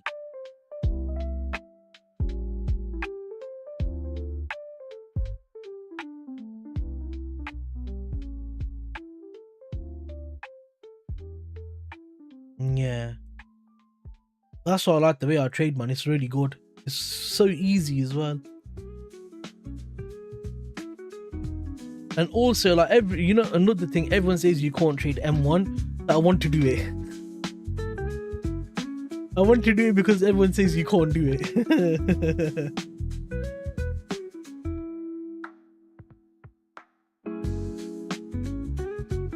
Yeah, I think I'm done, bro. I don't see anything. VIX is the gas is down, oil sat around there whilst everyone's waiting to figure out what's going on.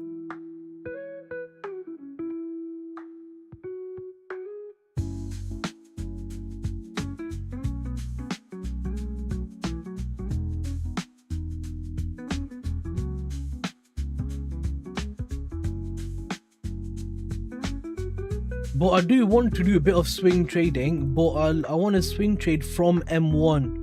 So, like, you know, if I catch a really good trade, yeah, that lines up with fundamentals and all that stuff, yeah, then like on my personal account, I want to either, because on my personal account I risk more money, yeah, so I risk 2.5%. So then I'll take, you know, the usual 45% off at partials, 45% off at TP2, and then I leave the runner, but I let the runner swing. I let the runner go for like 1, 2, 3, 4, 5 days, if that makes sense. And if the runner catches another 40, 50, 60, 70 odd, then I'll take it.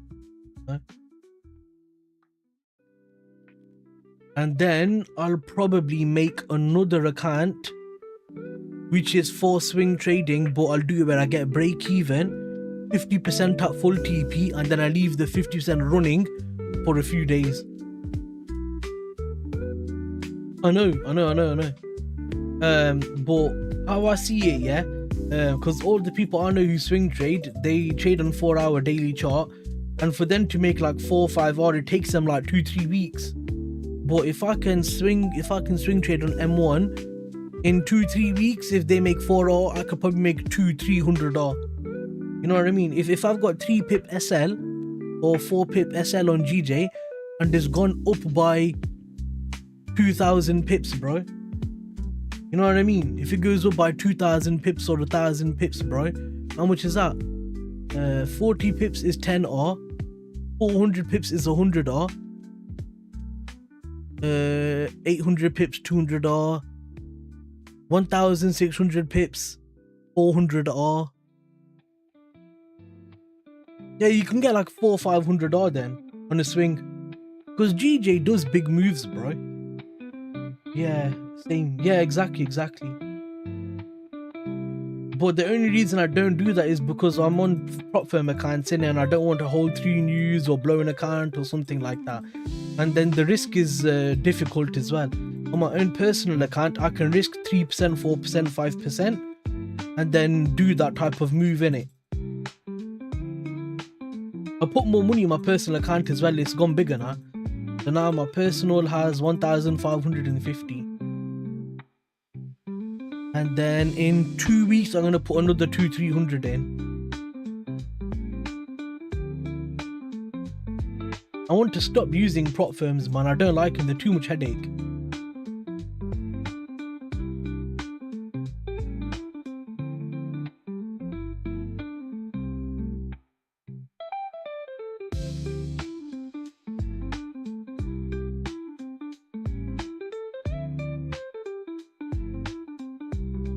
You look at that, they don't give no bloody entry, man.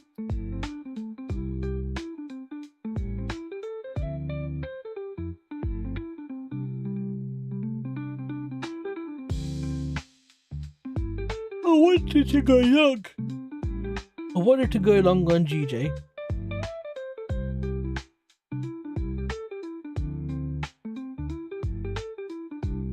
But I couldn't catch anything clean. UJ was brilliant, yeah? But check this out. So,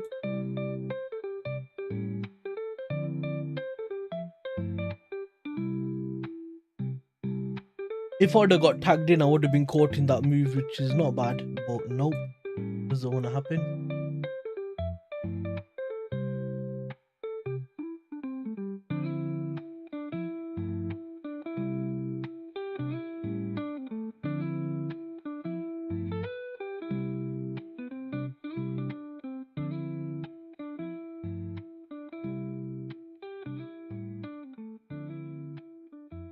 Cholo, I might cut the stream here then because I don't think anything else is gonna happen, you know.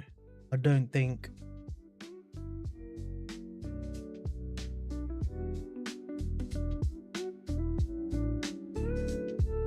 I might trade in New York in the Discord, maybe. Or I'll just chill and trade it myself.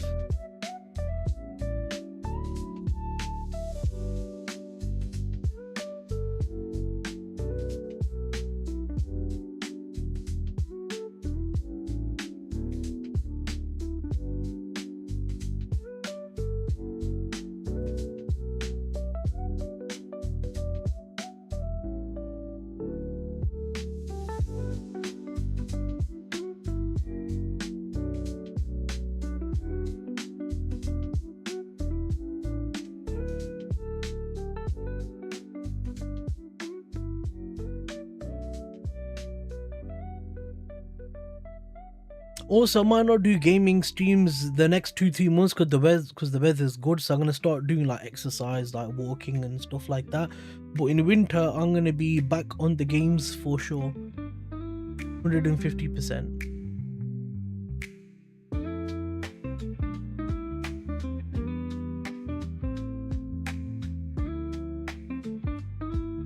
Yeah, I need to go back to exercise, man. You know what I mean?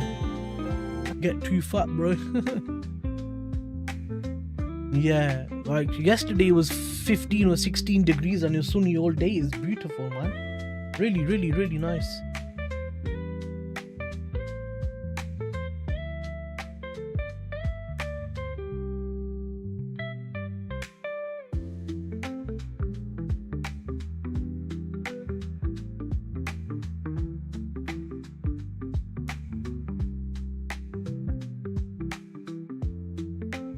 Philo, have you got anything you wanted to say about trading?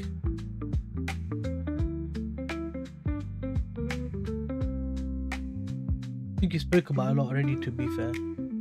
Well, I'm proud of you there anyway. Like, I'm proud of you for staying with the 0.5%, and then that you were in 5% drawdown and you bring your account back. That's really good, man. Really, really good.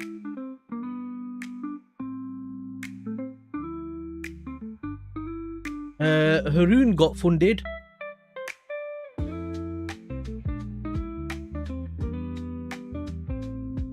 Yeah, I know. You know, I was lucky, bro. You know, the first 2 months of trading, I learned my lessons really fast, yeah? And then after 2 months, I switched to M1. And then after 1 month on M1, I caught 2 break-evens, 1 SL, and my first TP was 18R. Honestly, 18R, like my first TP on M1. I was shocked. Not shocked, but I was like confident in it, you know? Confident. Because on the first, so in April 2024, when I started trading, I took about 4 or 5 trades on M5. No, I took 4 trades, then I did my first revenge trading. Then I realized, oh, psychology is important. Then I made my rules more strict.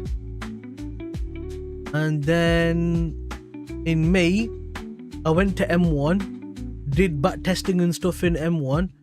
Then in May, I did like 2-3 trades, 1 SL, 2 break even, something like that. Then in June, the first trade I took was a TP and it was 18R. And then the second trade was break even, third trade was 10R. You're behind the markets. If you're a real day trader, go real time at Yeah. financialjuice.com/purchase. My trading's been really good, bro. But you know, you think like I started trading in April 2024. Come on, people. And now it's April 2026 and I've only took trades in about 8 months. In 8 months I've actually taken trades because many months I get swerved, the market conditions are bad, I wake up late for the stream, like all these things. So in like 2 years, bro. Also, I don't trade during Ramadan. I didn't trade elections, so I didn't trade November, December, January, because that's when you had like the election phase, yeah? I didn't trade July, August, September. I traded October, not November, not December, not January, because of like the elections and inauguration stuff like that. And honestly, they were really good decisions because all my friends who trade were blowing accounts, or you know, oh, the market's too much volatile, bro. I took a trade, my SL got destroyed.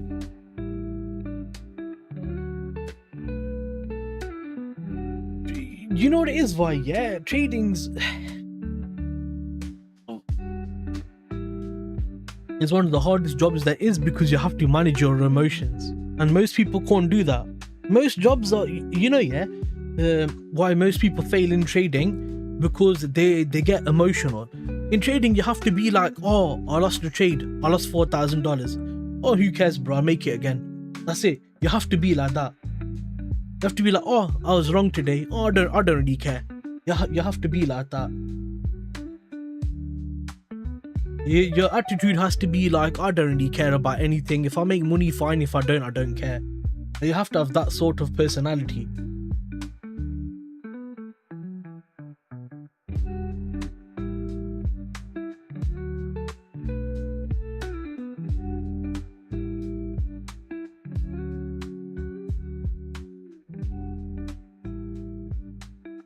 If you do have that personality, then you'll be fine, like perfectly fine.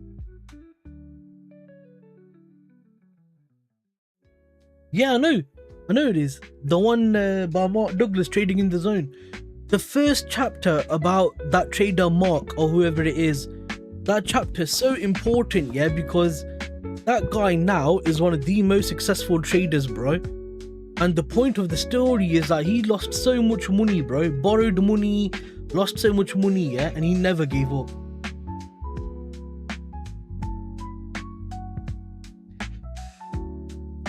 You don't need to read so much. I just read it once, but I read it like proper. I was actually reading it like, okay, that's what he means by that. I was reading it and thinking like, okay, like processing it. Because you know how people just read, but they're not reading, like they're not understanding, they're just reading, like, you know. You know what I'm trying to say?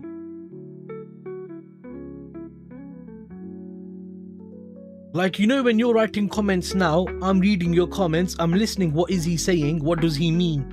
They don't read the book like that. If you read the book like that, there's so many important things in there. And I think that one book is enough, bro. That one book is enough. That's enough, bro.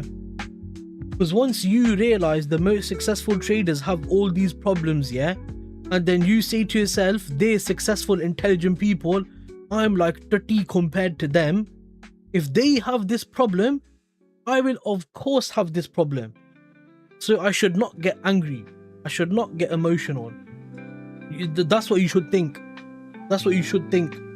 But a lot of people don't think that. They think, oh, they become better, so I'm going to become better. You're not this person. You're not Warren Buffett.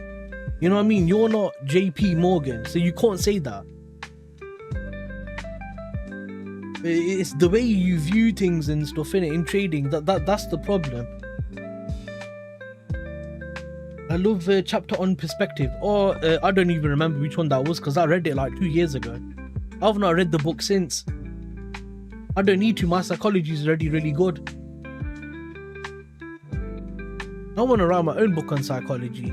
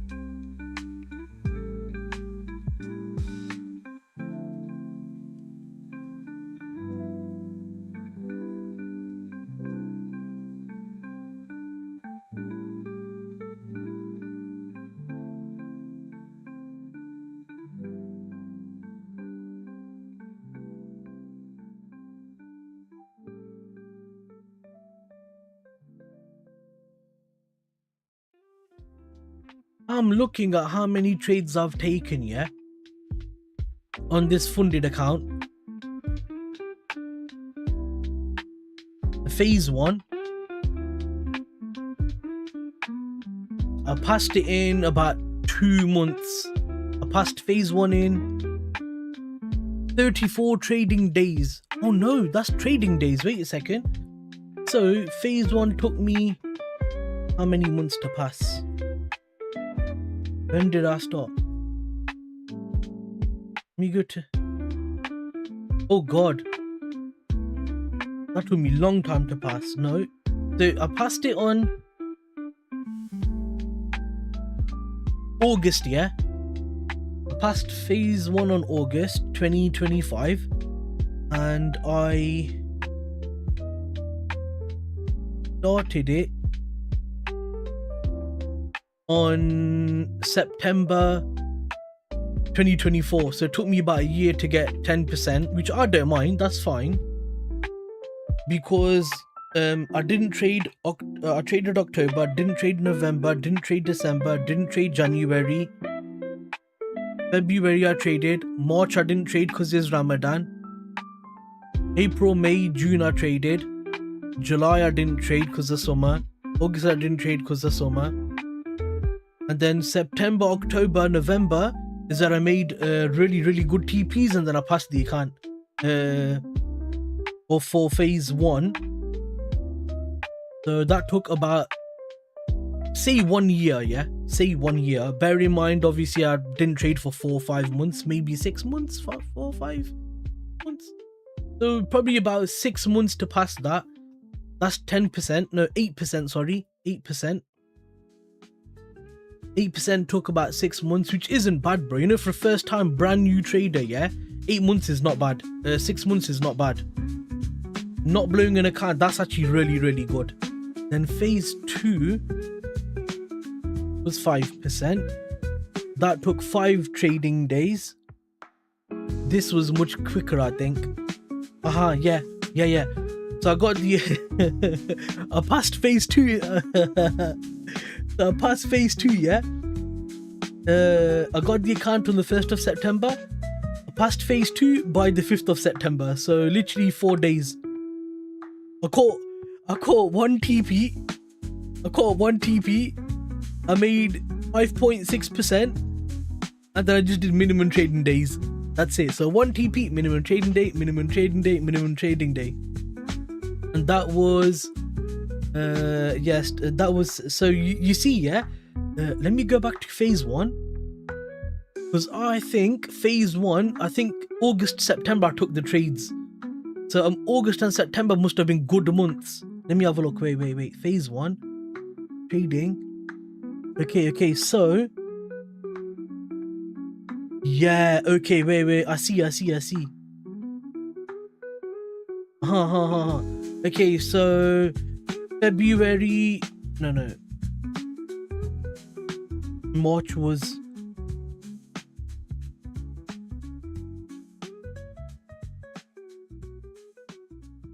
but that's why I do between 2 and 6%, and I just take 1 trade and khalas, that's it. But that's the way that's my strategy, innit? Like, as I told you, in 1-2 weeks, bro, I caught 2-3 TPs. 2-3 TPs. Bro, check, I'm not even joking, yeah? I had a win streak of 4 trades and I was up 160 R, bro, in 4 trades. But there was a lot of luck. There's 1 trade I got 45 R, 1 trade I got 65. There's a lot of luck there. And then 1 trade I got 17 R, that's normal. Another trade I got like 14 R again. So I had like 130 or, yeah, about 130, 140 R. In 4 trades, back to back, 4 TPs, win streak. Bro, that was insane. You think, yeah, if you risk 1% and you make 140 R, that's 140%, bro. In 4 trades. In like, I think 2 weeks, 3 weeks. I think 3 weeks, yeah. It's sick, bro, sick. Anyway, so April 2024, May, June 2025, all break even SN. And then in 2025, July, break even, partials were made. Then, yeah. So in July, I got 1 TP. I got 1 TP in July. And then in August, yeah, that's where I got my 45 hour trade, or 65 hour trade. How much was the risk? Yeah, so, yeah, I did, I think, 0.25% risk and I made 10%. So I risked, I think, $250 and I made like 10,000.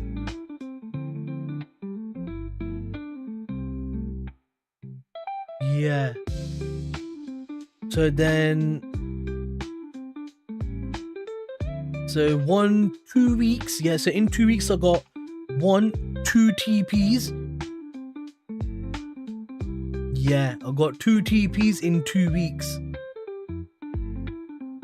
And then the trade before was break even. Yeah.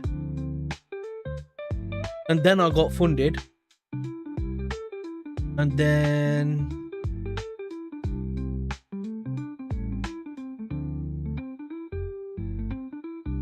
I took I did 1% risk. I took a loss. Did 0.5% risk, took a loss.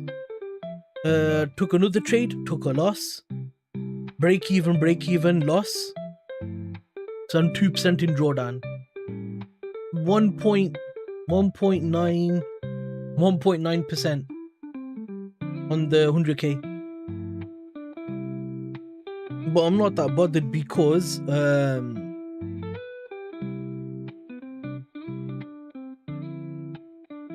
one partials will give me about 2.5% anyway. Yeah, 1.5 to 2.5%. I would probably roll stop loss or bank enough profits to go break even on the account, just to get back to break even. How long have I had this account? So this account I've had, yeah, since December. December was tricky. January was bad. February was bad. March was Ramadan, so I didn't trade in Ramadan. Yeah, so I've not traded since February. Yes. No. January. January was my last trade. Because in February I got swerved and then Ramadan came in March and I didn't trade since Ramadan, and now I'm back on the charts again today after being sick and ill and stuff like that.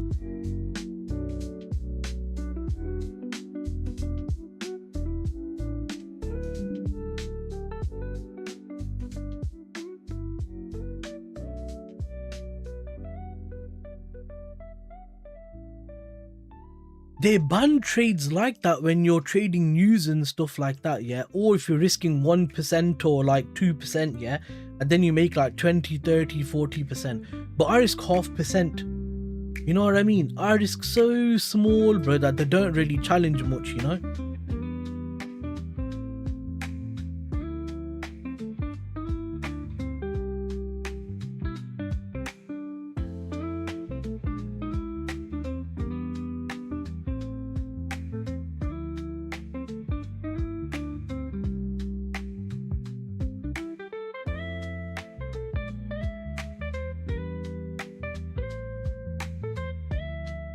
Yeah, 0.5. I only risk 0.5. But yeah, exactly. It's good, yeah. Because I know there's two problems. If I risk 1%, I make 17R. That's gonna be 5% plus 7, 8, 9. It's gonna be like 13%, 12, 13, 14% TP. On a 100k account, if I keep getting 10, 12, 10, 12, 10, 12k payouts, they're gonna get pissed off, bro. They're gonna get really pissed off.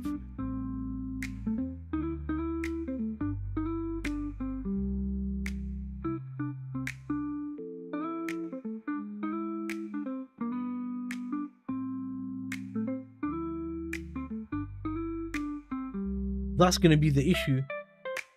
That's why I risk 0.5% and just aim for 1 TP, and that's enough though. That's literally it done.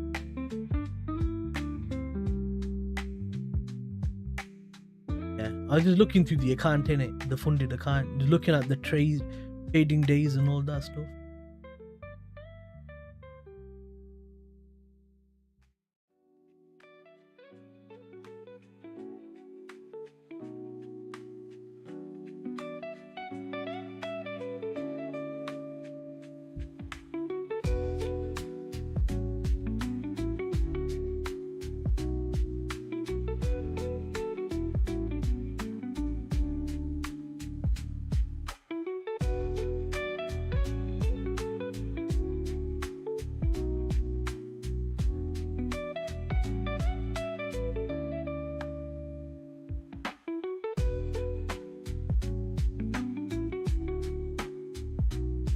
Right then, I think we're done, bro.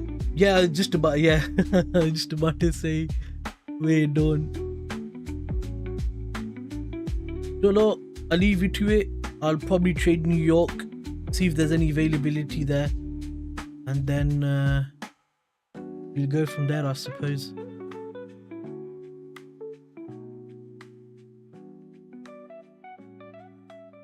See you later, Vi. Hit like if you haven't. If you have, I appreciate you. Thank you.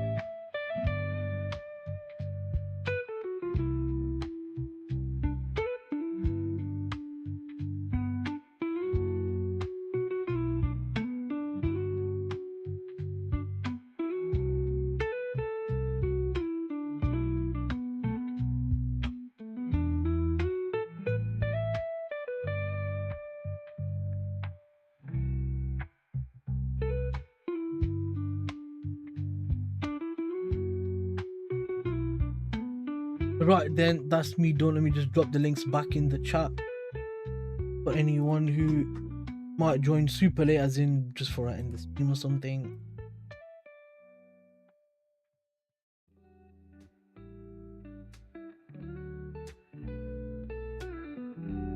Right, peace out.